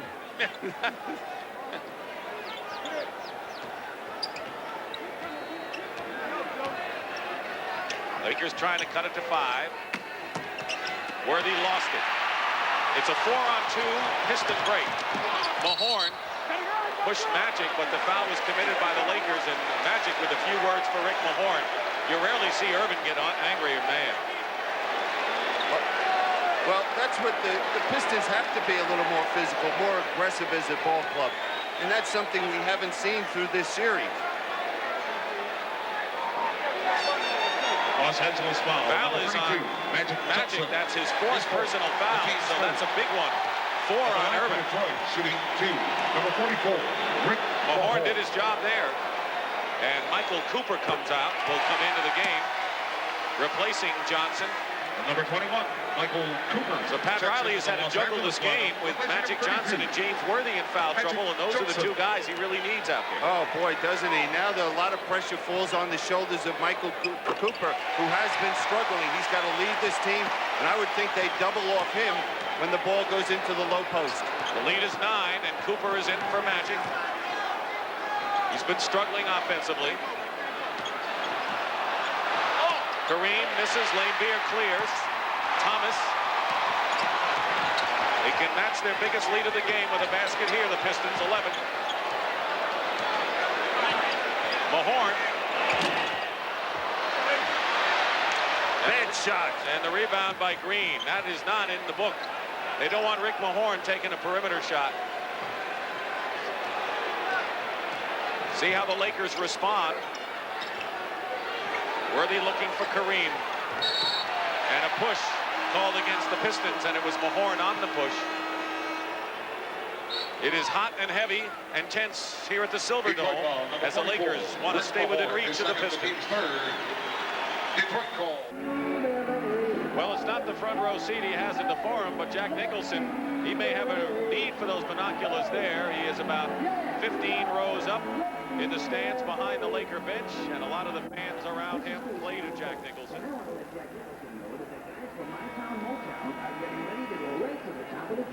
Now, the one thing that Pat Riley wanted coming into this game is that he chose to have the offense in front of his bench in the first half and the defense in front of him in the second half. Why? Because they want to let the players know when the Pistons come running something offensively, they can communicate to the players, let them know what offensive set they're going to see. There's the brain trust, Randy Funn, Bill Burtka, and Pat Riley. Lakers were able to run a bit in the first quarter. They have no fast break points since the opening stanza. And Thomas pushing Scott, and Isaiah has picked up his third foul. A white ball, number 11, Isaiah Thomas. His third, the team's fourth. Fourth team foul against Detroit, one more, and they're in the penalty. Ladies and gentlemen, your attendance this evening, 34,297. 34,297. Scott looking inside. Sally is on Worthy, who has to play a guy 3 inches taller. Cooper spots for three and is short with it. Cooper struggling from the field. Dumars was releasing, blocked by Cooper. Fine defensive play by Cooper, and his last touch by Dumars off his chest. Bad call. Should have been a foul. 70-61.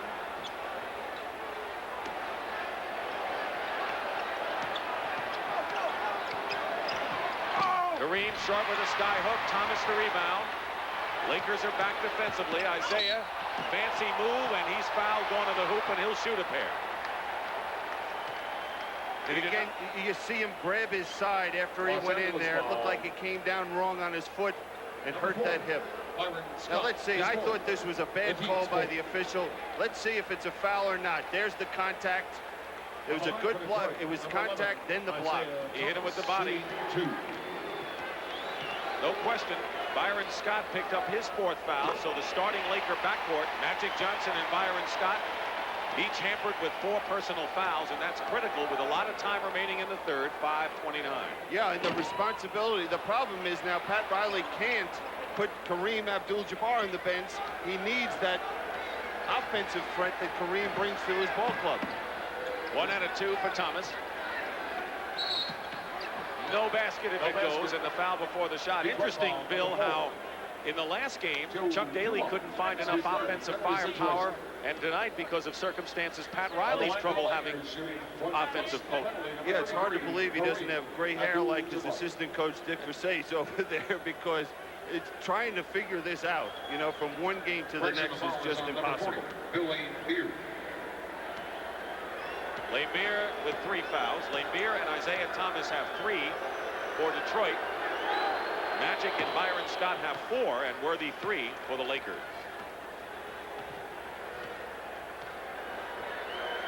Lakers have 3 players in double figures. Detroit has 2. Magic with 14, and Adrian Danley with 19 are the leading scorers. Winding down to 5 minutes to go in the third. 9-point lead Detroit. And the Lakers are now in the penalty. Both teams are as a result of that push. Michael Thompson is in. Los Angeles foul. Kareem gets a breather. Green's foul is second. Now offensively, I think with Jabbar going to the bench, a lot of the pressure falls on the shoulders of James Worthy. He's got to do the job offensively with Magic Johnson and Kareem sitting on the bench.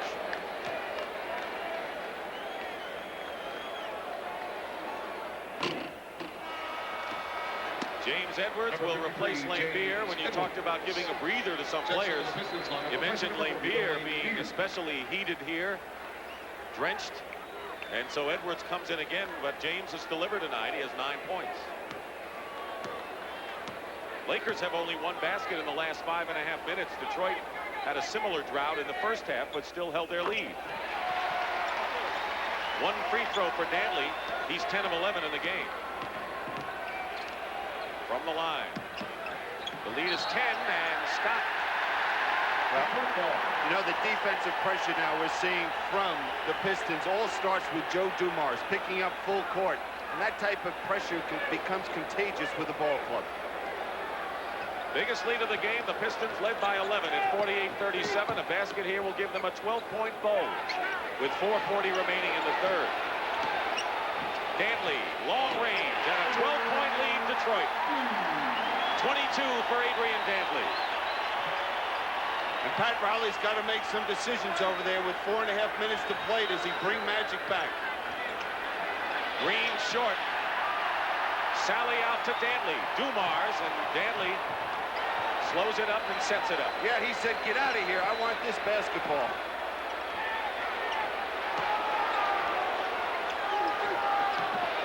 Sally, turnaround. And Pat Riley wants to talk it over. He better bring Magic back because he doesn't want to see this game mean nothing. By the time he comes back, it could be over. It's 14 now.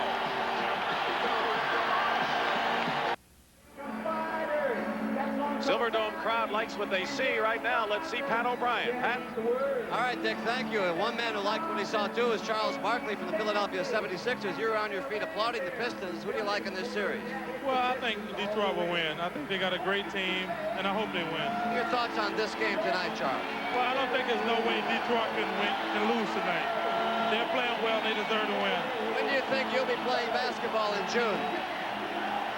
I don't think I'll be in Philadelphia next year. There's a prediction. Why do you think that, by the way? I think I will be traded before the season starts, because I don't think they like me there. Is that your desire or theirs? I think they want me to be the All-American boy, and I don't think I fit that mold. We'll keep an eye on that. Thank you, Charles. Thank you. Back to you, Dick. Boy, that's a shocker, William, huh? Yeah, I've been reading the Philadelphia papers, too, and I haven't noticed that. I'm sure Harold Katz is shocked about that, too, the owner of the 76ers. There may be some people on the telephone tomorrow morning after that comment by Charles Barkley. He doesn't think he'll be with the Sixers. Wow. Way to go, Pat O'Brien. Magic Johnson stays on the bench. You know, since he picked up his 4th foul and left, the Pistons have outscored the Lakers 6-1. That's in the last 3 minutes without Magic. 3:45 remaining in the third period. Cooper. Now Edwards picks up Cooper just as he did Magic before on the switch. Michael Thompson pick and roll blocked by Sally. Thomas 2-on-3, and he knows it. Waits for the rest of the team. What a block by Sally, using his left hand to block that shot from behind. Double on Dantley. Dumars. Edwards sneaks in. Everything but the basket. 10 rebounds for AC Green. Byron Scott. And a push inside against the Lakers. Now, John Sally is going to be beaten by Michael Thompson. Good pass inside. Somehow he is able to come across, not commit the foul, and block the shot. Vinnie Johnson has come in, replacing Joe Dumars. A correction, it was a Detroit foul, and it was on Joe Dumars, his 3rd. Michael Cooper on the free throw line. You know, despite Cooper's problem shooting, the Lakers remember his timely baskets. They may not be here in the finals were it not for Cooper's basket to beat Utah in Game 5 at the Forum when that series was tied 2-2. That was a big hoop in a close game in Los Angeles. We might be looking at a different ball club here in Detroit if he didn't make that hoop. Here's the trap. Johnson has to get the ball away. 5 on the shot clock, James Edwards. And the Pistons have a new clock. Where the Lakers trapping beautifully. They have 2 men on every man with the ball. Yeah, and what happens right now, the Pistons are standing around. That trap is very effective against this Piston ball club. 9 on the shot clock. Double on Dantley, throws it away. Well, the Lakers have stymied the Pistons with a tremendous defensive trap in this series. Just double teaming and an aggressive. Their defense is picking up. Worthy. Jump ball. Vinnie Johnson tied him up.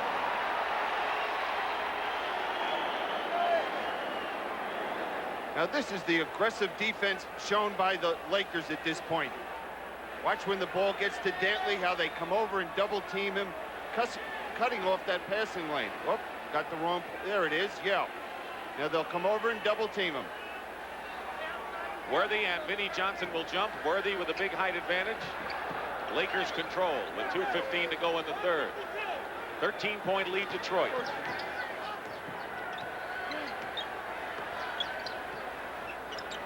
Sally is on Scott. Worthy trying to post up against Isaiah. Lakers want to find him. And the pass off of Cooper. Vinnie Johnson.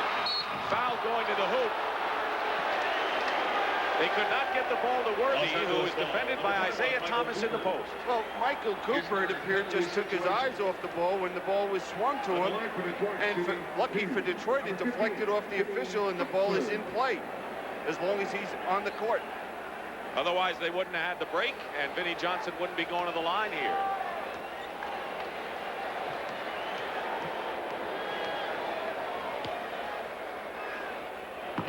Vinnie Johnson has struggled throughout this series on the free throw line. He was 3 for 9 coming in. He's missed his last 3 free throws.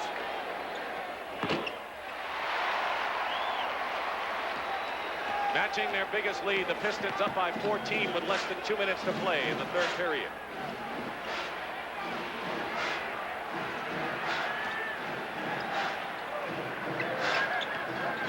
Byron Scott over Thomas. Good basket by Scott. He had Thomas's hand right in his face. And right now, they need his offense because they're doubling James Worthy down low. Scott has 13 points. Magic leads with 14. Kareem also with 13.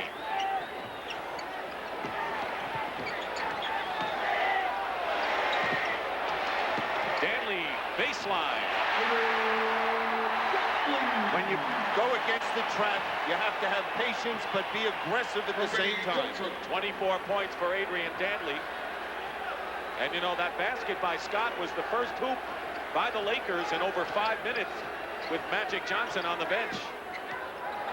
How important is he? I think we know. And a foul call against the Lakers. Loose ball. Boy, they're just out of sync offensively with those two men on the bench. His third penalty situation. Green's third, and the Lakers are in the penalty. Under a minute, 56 seconds precisely remaining in the third period.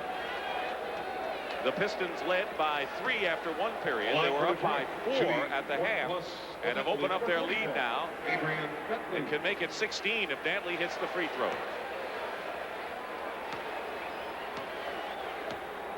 10 of 11 tonight from there.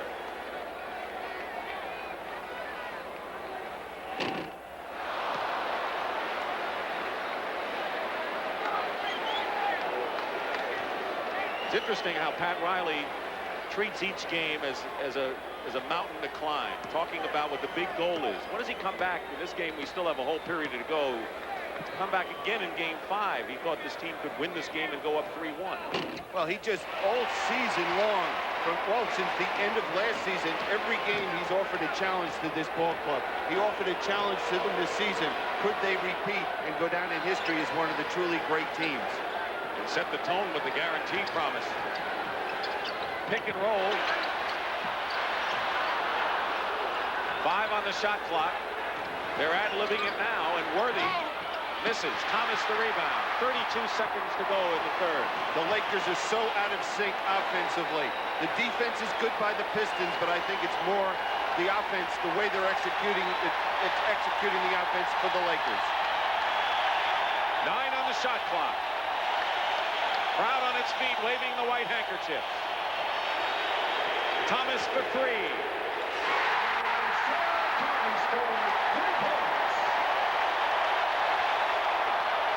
Worthy fires away. And that does it. The crowd goes wild. They're going bananas. The Los Angeles Lakers 65.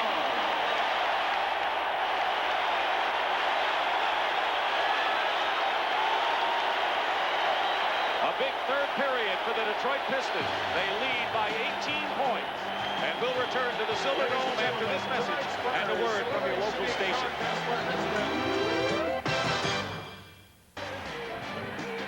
Welcome Welcome back to CBS Sports exclusive coverage of the 1988 NBA Finals from the Silverdome in Pontiac.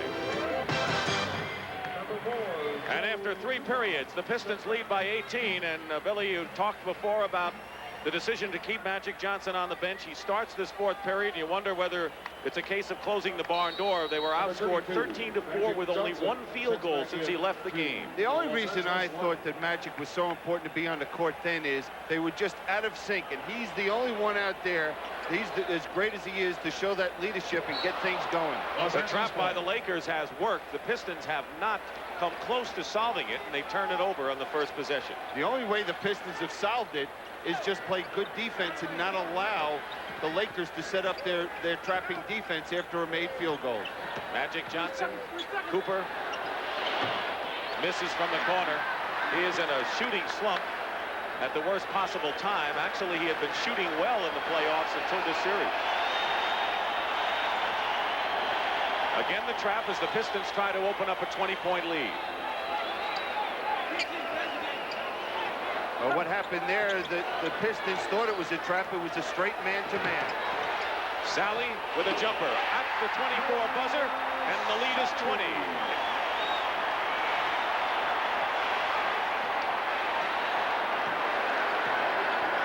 Adrian Dantley with 25 is the leading scorer in the game.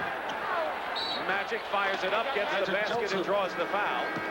There's Worthy and Kareem. They're on the pines right now for the Lakers as Bill Laimbeer checks back in for Edwards, the Pistons. Now here's Magic. The thing is, they try to help out. Once he commits himself offensively to go to the hole, it's too late. Foul is on Vinnie Johnson, number 3 on BJ. And here's Irvin Johnson. Despite, there's Kurt Rambis going to come into the game. Number 40, Bill Laimbeer checks back in for the Pistons level.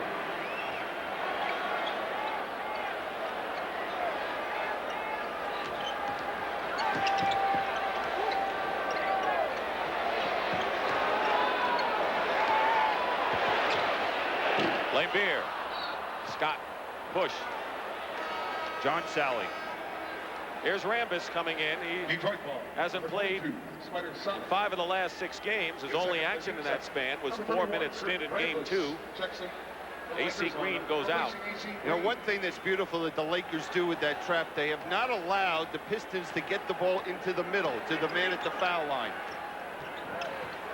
Magic penetrating and goes to the line. You know, the interesting thing about Magic Johnson, who, as we well chronicled, returning home here to Michigan out of Lansing, is that despite the fact that he's come home, he has remained with his team on the top floor of their hotel here and viewed Tommy Hearn's fight tape. So he only went home after Sunday's game for a brief time, and since then has been back at the hotel with his club, even though he has a lot of friends and family here. Well, he can come back and see them when his job is over with, and that's to win another championship for the Lakers. Makes 1 free throw, has 17 points to lead this team in scoring.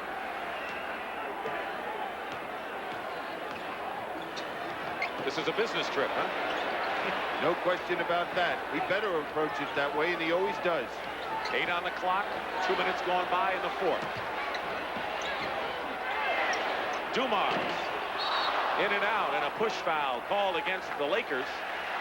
You saw Dennis Rodman come in the ball game for the Pistons. Scott on the push.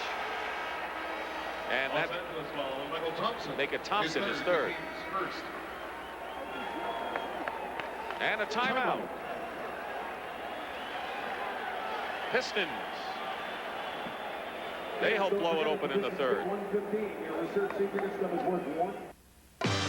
This NBA game summary is sponsored by Seagram's Coolers, sending the families of the U.S. team athletes to Seoul. And at this point, the Pistons are meeting the Lakers every which way, even at their own game. Fast break points, the Lakers have none since the 1st quarter, and a big 20-point edge off the bench for the Detroit Pistons. That's nothing new. They have really dominated with their reserves in this series. But the fast breaks points is the real surprise. Even when the Lakers have had some opportunities to run, they haven't gotten the job done. I think you have to tip your hat to the Pistons getting back much better than they did in game 3 defensively. 85-68, and the big lead of 83-65 after 3, and if you're looking at what happens, the Piston history, they are 10-1 when they're leading after 3 quarters.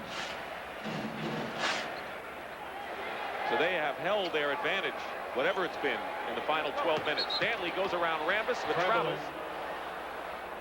So we have seen Rambis, who had played just once in the series, and Tony Campbell, as Pat Riley looks like he rotated his people considerably tonight. He sure has, and right now it's money time for the Lakers. They have to get it going.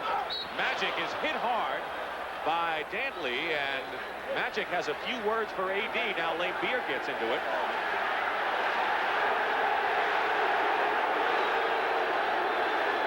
The two of them, Magic and Dantley, seconds ago, just did everything short of shaking hands. Now we see right here Magic just beating Rodman easily. Rodman cannot put that type of defensive pressure on him, and there's Dantley. He came over and really was just taking a foul. He didn't really go after the basketball there against Magic. Dantley's foul is third, but it was good to see Magic and Adrian Dantley, two old warriors, commiserate. 2 free throws by Magic Johnson, and the lead is 15, 85-70. And they're going to have to solve the problem with this trap. The game is not over by any means, and if they don't show the Lakers that they can score, they're going to see a lot of this. Laimbeer is in the game. Pistons usually like Isaiah in there as well against the trap. Dennis Rodman with a turnaround. Defense by Michael Thompson, out of bounds. And the Pistons will have 5 seconds to try a shot. But right now it's just the defense of the Lakers and Magic at the offensive end of the court. And it's interesting, since Magic's been in there, he has all 5 Laker points in this quarter. Did they ever miss him? Traveling, Dantley, and another turnover. Again, Dantley being called for the traveling violation. Boy, the Laker trap is unbeaten, I think, huh? Yeah, they're starting to look frustrated out there. The lead is 15 with 3 minutes gone by in this final quarter. Laimbeer picking up Magic Johnson. And he walked. I'll tell you, that switch that you pointed out with the center picking up the guard has worked to Detroit's advantage tonight. They've done an excellent job with it. Bill Laimbeer, that's a tough role for him to have to switch out on Magic Johnson, but right there, he stopped the penetration. Well, Isaiah Thomas is in. He'll help against the trap, so Laimbeer and Isaiah are in at the same time. Well, if Detroit can't handle the trap with the lineup in there now, they're in for trouble going down the stretch.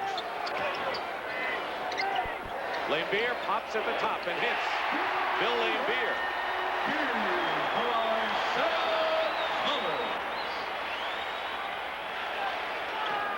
Rodman and a hold. How do you look at Magic Johnson as you check what he looks like? Not too many smiles on his visage. No, he's very upset, you know, with the situation. He didn't want to come in here and be in this type of position, down 17 points with just over 8 minutes to play in this ball game. And I wonder if he's a little upset having to sit over on the bench during that 13-4 run by the Pistons. That might have been the period to take the Lakers out of the game. Magic has done a lot since coming back at the start of this period. He has all 7 points of the Lakers here in this fourth.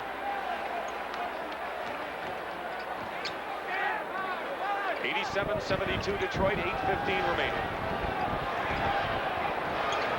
9 on the clock.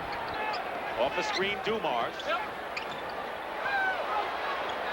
Pistons better hurry, and a 3-second violation called against Detroit. So 4 of their last 8 possessions have resulted in turnovers for Detroit. And it's the defense of this Laker ball club. This quicker lineup in there is just moving beautifully out there, stopping all the lanes, forcing, if anything, a perimeter jump shot. They didn't have a big lead like this. They'd be in a lot of trouble right now. Magic Johnson misses a 3. Rodman.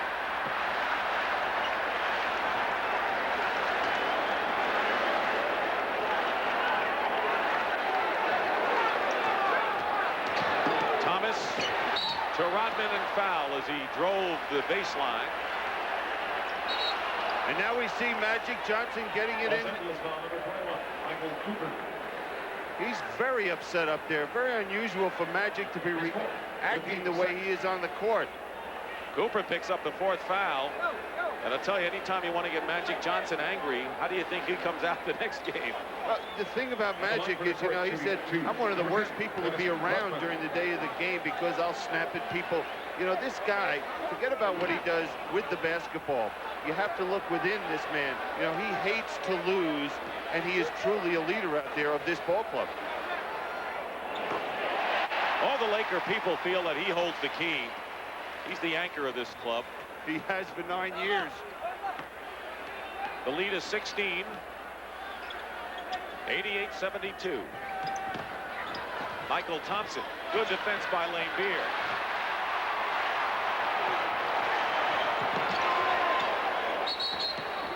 And a technical foul has been called against Pat Riley. We have a technical foul. Chuck Daly got tossed out by Earl Strom in the last game for getting 2 quick tees. Shooting the technical, number 40, Bill Beer. He's hot under the collar.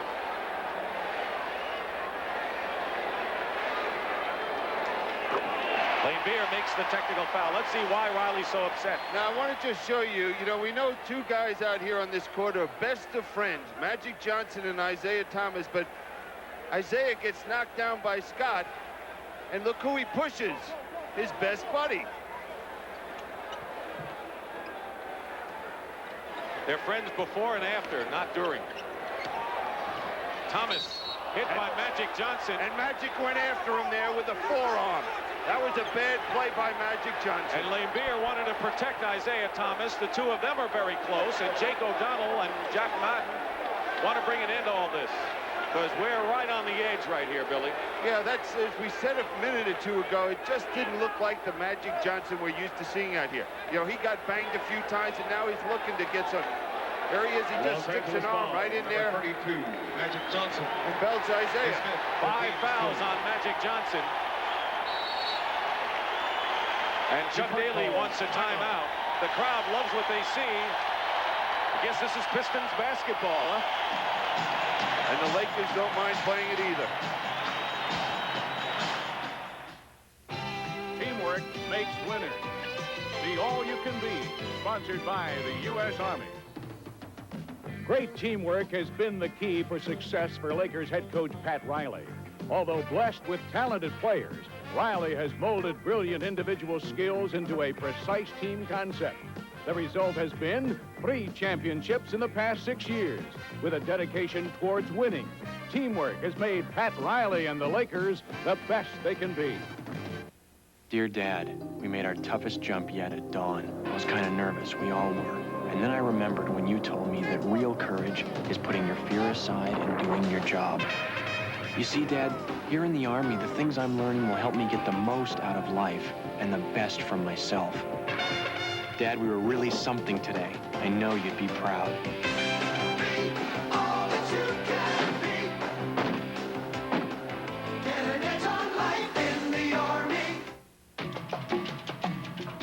The show everyone's talking about. Back with a vengeance. Wednesday, June 15th. Ken Wall in Wise Guy.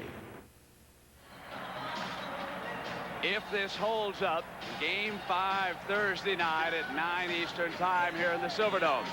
Keep in mind now that in the playoffs so far, the Los Angeles Lakers twice earlier have been forced to a Game 5 by the Utah Jazz and the Dallas Mavericks. It'll be a pivotal game. Now another hot team in Detroit right now, the Tigers. They have beaten the Baltimore Orioles tonight 9-3 to pull to within 2 games of the Yankees, who were beaten by the Red Sox 7-3. The Tigers inside their dressing room in Tiger Stadium enjoying the action and hoping that the Pistons can hold on.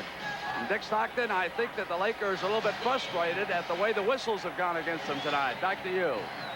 I don't think there's any question. Now there's Magic whacking Isaiah right in the jaw. I don't understand that. And I know it was physical at the other end for Magic Johnson, but I think the officials have to get control of this game right here and now. They started the game with a kiss, and now there are elbows between Magic and Isaiah Thomas. What about the whistles? I mean, the Lakers feel the calls aren't going their way. Is that a lament of a team that's trailing and frustrated? I know Detroit kind of felt the same way with Daly in the last game. What What are your thoughts? I think so far in this ball game, the team that's been the aggressive team offensively overall has been Detroit. They've been the ones going to the basket and making things happen. 91-72. Just under 7 minutes to go in the fourth quarter. Byron Scott misses a three, and here's Rodman. He's got Dumars, and Rodman loses it out of bounds. Los Angeles ball. Laker ball, another turnover by Detroit. And right now, the Lakers have to make a run. They have to get something going, create some turnovers at the defensive end of the court, and Magic's got to create at the offense. Surprising, James Worthy is still sitting over there. Michael Thompson called for the offensive foul. James Worthy has only 7 points. He was in foul trouble early, but certainly not right now with 3.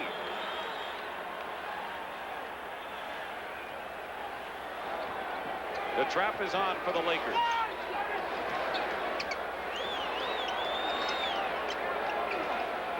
Thomas for 3. Michael Thompson. I just wonder if James Worthy is hurting over there, because we're seeing Tony Campbell getting ready to come into the ball game.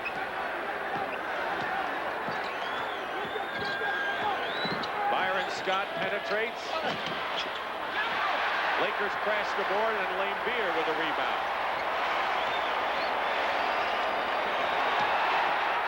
21-point lead, Rodman. Isaiah Thomas with the pass. Remember the game when Willis Reed came in the 7th game for the Knickerbockers with the injury? Yep. I think there was a very similar impact on his ball club, not knowing if Isaiah would play. Thomas misses outside. Michael Thompson the rebound. There was question up to right before the game whether he would play.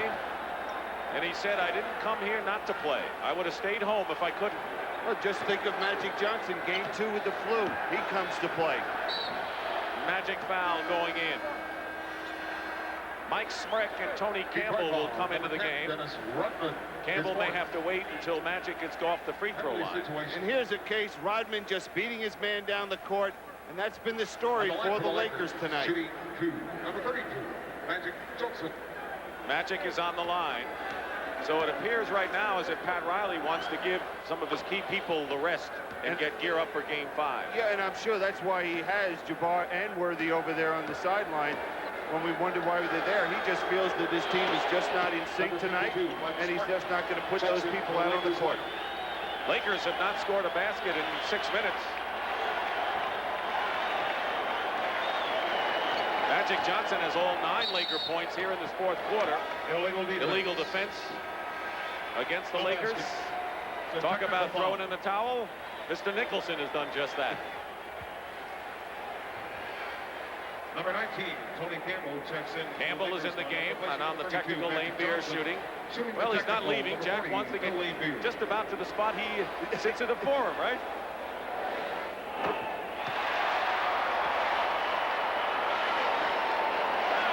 Kareem getting a long rest.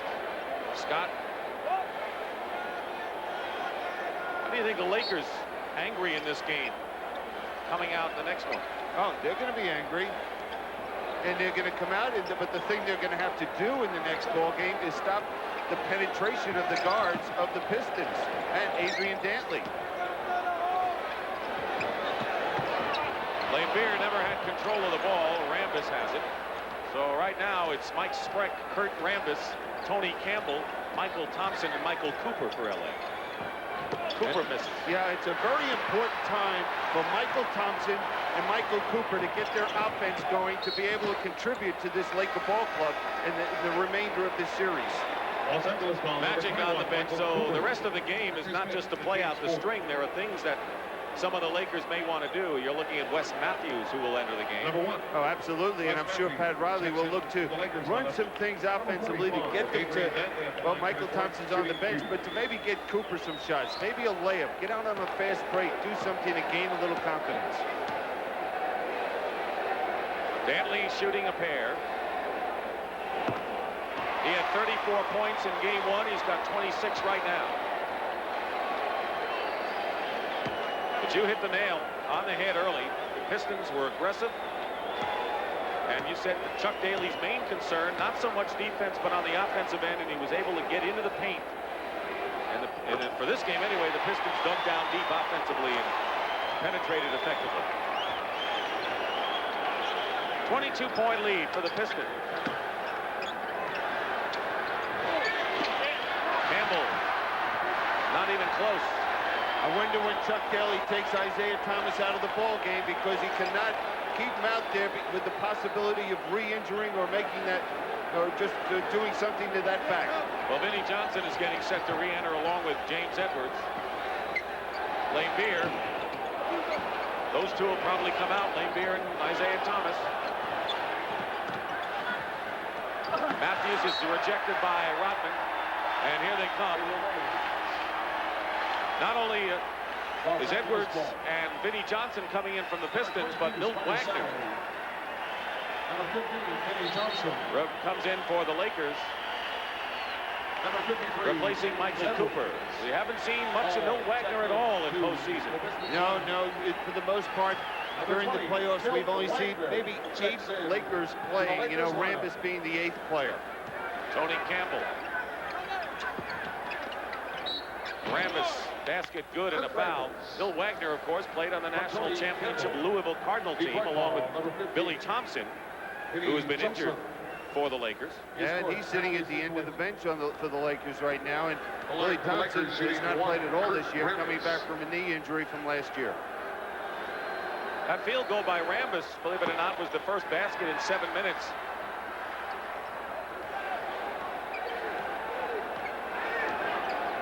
One thing this series is proving that neither team can stand prosperity. Isn't that the truth? Yeah, they have to be in a position where their back is to the wall. Detroit had it tonight, and I guess the Lakers may feel they have it in the next game. Edwards tips it in. Which team has it the back to the wall in the next game? Really a 2-2. I think it's the Pistons still have their back to the wall because they could not expect to go out and beat the Lakers 2 games in the Forum. Campbell. Foul going to the hoop. Well, the Lakers will be 3-6 on the road in the playoffs. Despite their victory the other day, they've lost 6 out of 9 on the road. That includes tonight's loss.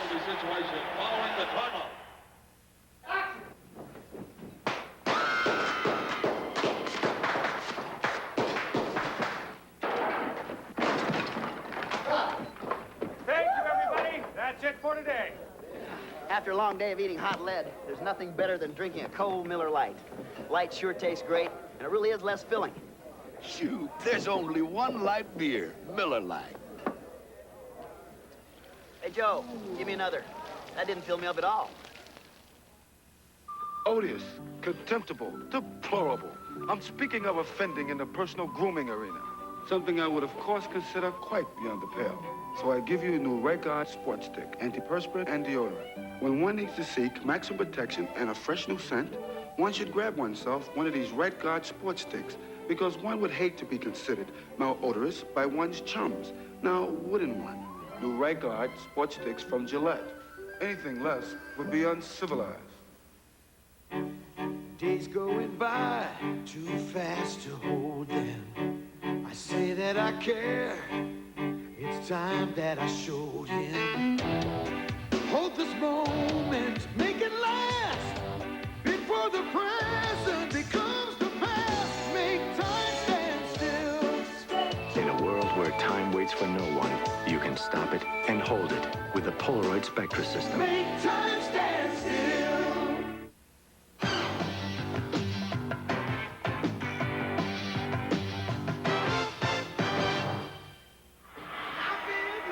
CBS Sports will bring you live flag-to-flag coverage Sunday at 1 o'clock Eastern as we present the Detroit Grand Prix, the only stop on the 1988 Formula One Grand Prix circuit in the United States.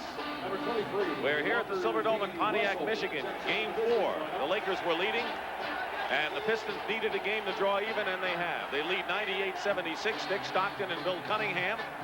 Walker D. Russell has come in the ball game, and Billy Russell would have been an important man had Isaiah Thomas not been able to play in this game. Oh, wouldn't he? What a spot to be put into.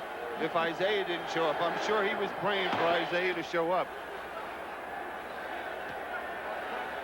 There they are, the big men on the bench for the Lakers. Getting a nap over there is Isaiah Thomas and Rick Mahorn. Actually, they're there because of their back problems. Under 3 minutes remaining, it's 98-78. 34,297. About 5,000 less than we had for game 3 on Sunday. Sally misses, Edwards the rebound. And he makes a very tough shot. But I anticipate this place is going to be rocking and rolling and really packed to the gills for game 5 on Thursday night. I'll predict that they'll have a record crowd here for the NBA. Over 41,000 on Thursday night. Walker Russell, who went to high school in Pontiac, college at Western Michigan, misses, and Vinnie Johnson follows up. Big bench efforts early on from the likes of Vinnie Johnson, who has 14, and Edwards 13 points. They set the tone off the bench early for Detroit. Sally, the turnover, now Russell. Under 2 minutes to go, Vinnie Johnson another. All the Lakers can do is wait and watch and wait for game 5 Thursday night. Tony Campbell with the stuff. Now the thing is, as we've talked about, the Lakers know what they have to do. They have to come out here and stop the penetration, be the aggressive team they were in the third period in game 3. The Pistons cannot feel good about themselves. They have to come out the same way they started this ball game. Somehow these teams never do, huh? No, you never know what you're going to see. Chuck Nevitt, the cheers, the former Laker, will be coming into the ball game, and you'll hear him again. The only guy on the Pistons to have a championship ring. And he got that playing for the team he's playing against right now, the Los Angeles Lakers. 7 feet 6 inches tall, 7'5" plus. Who will quibble? What's an inch when you're 7'5"? Matthews on the free throw.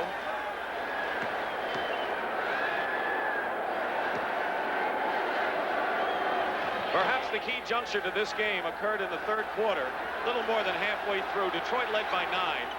Magic Johnson picked up his 4th foul. The Lakers still had a shot. And then with Magic on the bench in the last 7 minutes, the Pistons outscored them 13-4. Lakers got only 1 basket. Walker Russell misses. Tipped up and in. Ralph Lewis. And the big problem for the Lakers tonight was their inefficiency offensively. Their defense, their trap was very good, but they couldn't capitalize on those opportunities. Under a minute to go. Matthews feeding Campbell and a foul.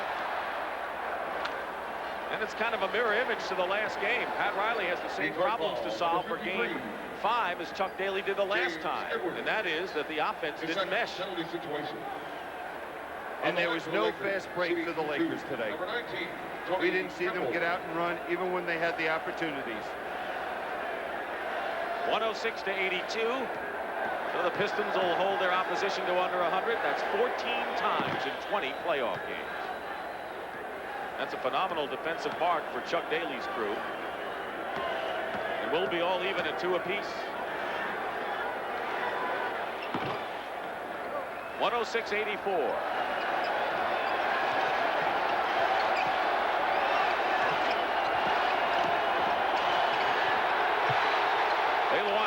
Take a shot. Here's a sky hook. The place would have gone crazy if he had scored it. Still Detroit ball. The story of this one is Isaiah Thomas. A question mark coming in, and he answered all the questions with a gutty performance with 10 points, 7 rebounds, and 11 assists. Los Angeles foul number Thursday 31. night, 9 o'clock, game 5. His first penalty situation. Edwards on the line, making 12 assists for Isaiah Thomas. James Edwards.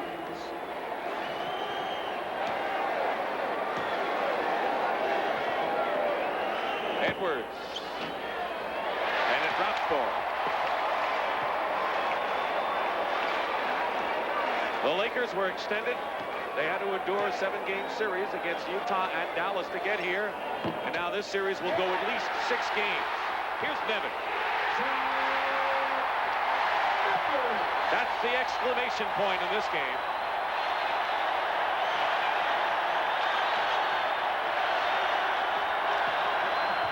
Wes Matthews draws the foul. It is now a best-of-3 series. LA will have the home court edge in 2 out of the 3, but the next game will be here Thursday at the Silverdome. On the line from Lakers, shooting 2, number 1, Wes Matthews. And right now, this margin would be the biggest victory margin either side has enjoyed in the 4 games. You know Magic Johnson's going to come out fierce. And I think the rest of the Lakers will too, because Magic was wounded in this game. Kareem got some rest.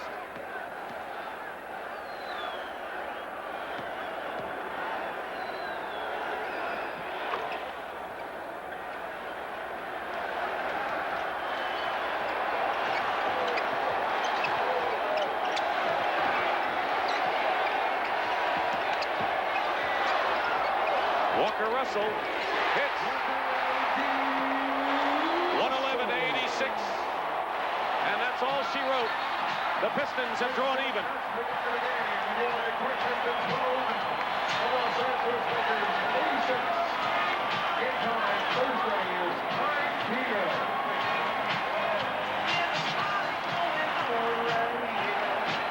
In a game in which Isaiah Thomas and Magic Johnson had their own clash, the Pistons prevail, and now they've evened the series 2 games apiece. And right now, let's send it upstairs to Brent Musburger. Brent? All right, Dick, thank you. You know, the only thing that this series hasn't featured so far is a close game, and maybe we'll get one on a Thursday night. The Pistons did exactly what they had to do tonight. They played with some zest, and they got even. Let's go downstairs now to Pat O'Brien. Pat? All right, Brent, thank you very much. I guess that's good back medicine for you. How did the back feel tonight, Isaiah? It was kind of stiff when we first started off, but as I kept moving around and I kept playing, it loosened up pretty good. But whenever I would go out of the basketball game, it would tighten up again. What happened to you and Magic tonight? What was that all about? We're both trying to win the championship. You like your chances now? It's 2-2. That means we're tied. So the next game is a big game, very important game. Thank you for joining us. We'll see you on Thursday night. And so, as he said, it's all tied up. We'll see you Thursday night. We'll be back here in a moment. Worthy with 7 points. Right now, the only thing that would taste better than a nice cold one is a cold filtered one. Miller Genuine Draft. Hot, isn't it? Yeah, if you want a beer who's real, we've got it down cold. Cold filtered Miller Genuine Draft. It's as real as it gets.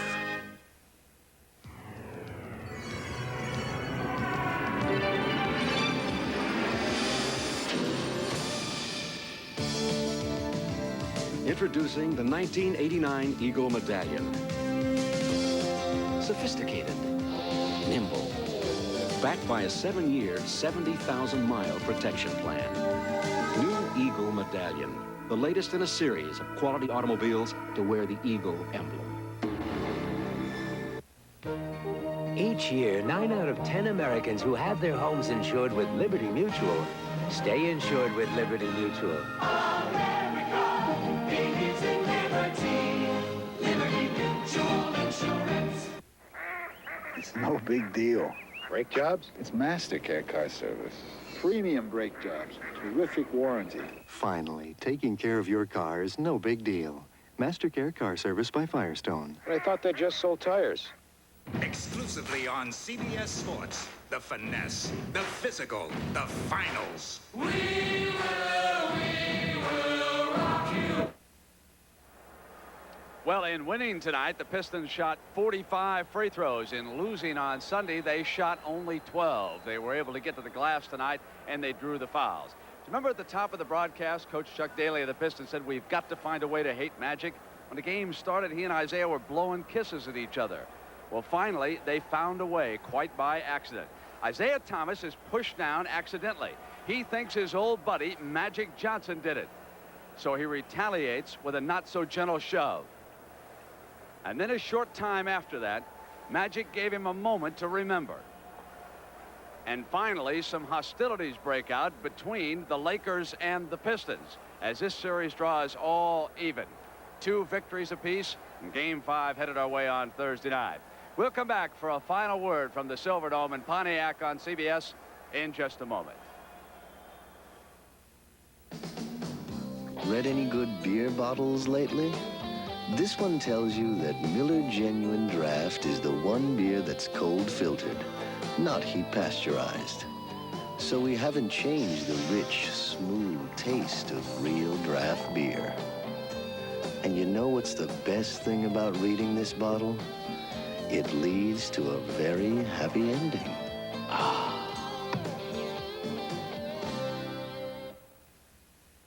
Millions of Americans have one. Millions more are getting one. The U.S. Sprint phone card. The world's first and only 100% digital fiber optic network calling card. With a sound quality preferred by 9 out of 10 people versus AT&T. To order your free phone card and hear the magic of fiber optics on your own phone, call Sprint now. For 9 out of 10 people, the difference is clear. Leave it to the good hands, people. Compassion. You can't teach it or place too great a value on it. But you could measure it down this very road on the morning of June 23rd. In the actions of Allstate Claims Adjuster Don Mulder, who at 5 a.m. drove 60 miles to a fire site. All just to shorten the distance between a man's loss and a man's recovery. People like Don Mulder. Another reason. You're in good hands with Allstate. The Pistons beat the Lakers 111-86, and we can get an opportunity to check the box score of at least the starters. The Pistons bench tonight chipped in with 47 points. There's how the starters performed. Now, the Lakers starters look this way. Magic Johnson out for 13 minutes. Lakers outscored 13-4. He still puts in 23, but their bench could score only 21 points. So we'll return to the Silverdome in Pontiac in just a moment.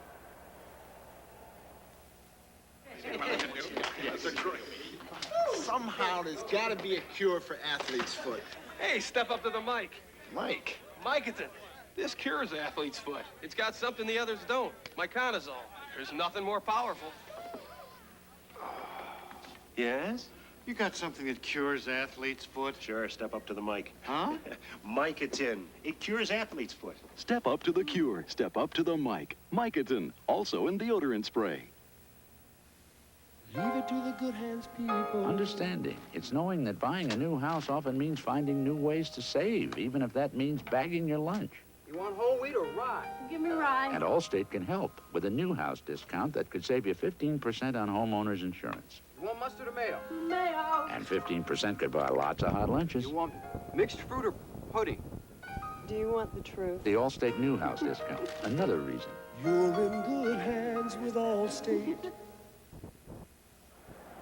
So the finals are even, 2 victories apiece. And for Dick Stockton, Billy Cunningham, and Pat O'Brien, I'm Brent Musburger. So long from the Silverdome. With the final score again, Detroit beats Los Angeles 111-86. The NBA Finals continue on CBS Thursday night at 9 p.m. Eastern Time with Game 5. CBS Sports coverage of the 1988 NBA Finals has been sponsored by MasterCare Car Service with 1,500 locations. Finally, taking care of your car is no big deal. Miller Genuine Draft Cold Filtered Draft Beer. It's as real as it gets. And by Jeep Eagle, official vehicles of the NBA.